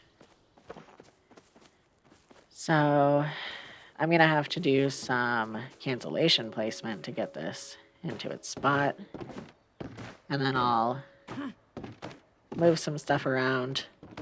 Probably reload the plot first, move some stuff around. and then show you what it looks like currently with the courtyard building in place. Because right now it's a little abstract. Nope. Running into stack errors now. Okay. So that's sticking out the wrong way right now because it needs to go in this little slot here. This should be cleared up enough for it, but these guys are going to get in the way. So I'm going to hop over, and I'm just going to set these down and pull out one of the bugs in my inventory, and that cancel places them, so they're not actually placed there. If I were to pick up and sit down one of the terrariums that they're on, they would reset. But because those are glitched to float in the air, I'm just going to reload the plot in a moment, and they'll snap right back into place. This is the best way to get your bigger stacks of items in place if they're going to collide with things, because then you don't have to do any sort of collision placement glitch to get them there. There are other methods you can use, but none that are as functional for what I'm doing here. So I'm going to put that as far out as it goes. It matches the other one that I've redone, even if it's not as far out as these ones. That's okay. These are all going to get switched over once I finish this up. Then I'm going to switch to my holding cell plot. This currently doesn't have anything on it. I've used it in the past for having sort of a cutting jig type building, but at this point it's just kind of a baseline that I can map things out on before I put them down on a new plot. So then you can see all of it's nice and snapped together, and you can see how different that orientation of terrarium looks. And it's much more in line with the sides. I like it a lot better. And it won't have gaps once it's all said and done. It'll be nice and tight together on the sides like these are. So, what I need to do now to get this out of the way so I can put down a courtyard is do this. It's okay if it snaps around in a weird way. And then I'm going to cancel place. It didn't take the stairs with it, which is fine. I'm just going to get these also out of the way. And then I'm going to go into my overhead view. And you can see I have a hallway here already. So I'm going to plop down my courtyard. And just for the sake of easy entry from the side, I'm also going to plop down a door. Customize this a little bit to make it easier for myself to get around. And then I'll reload the plot again.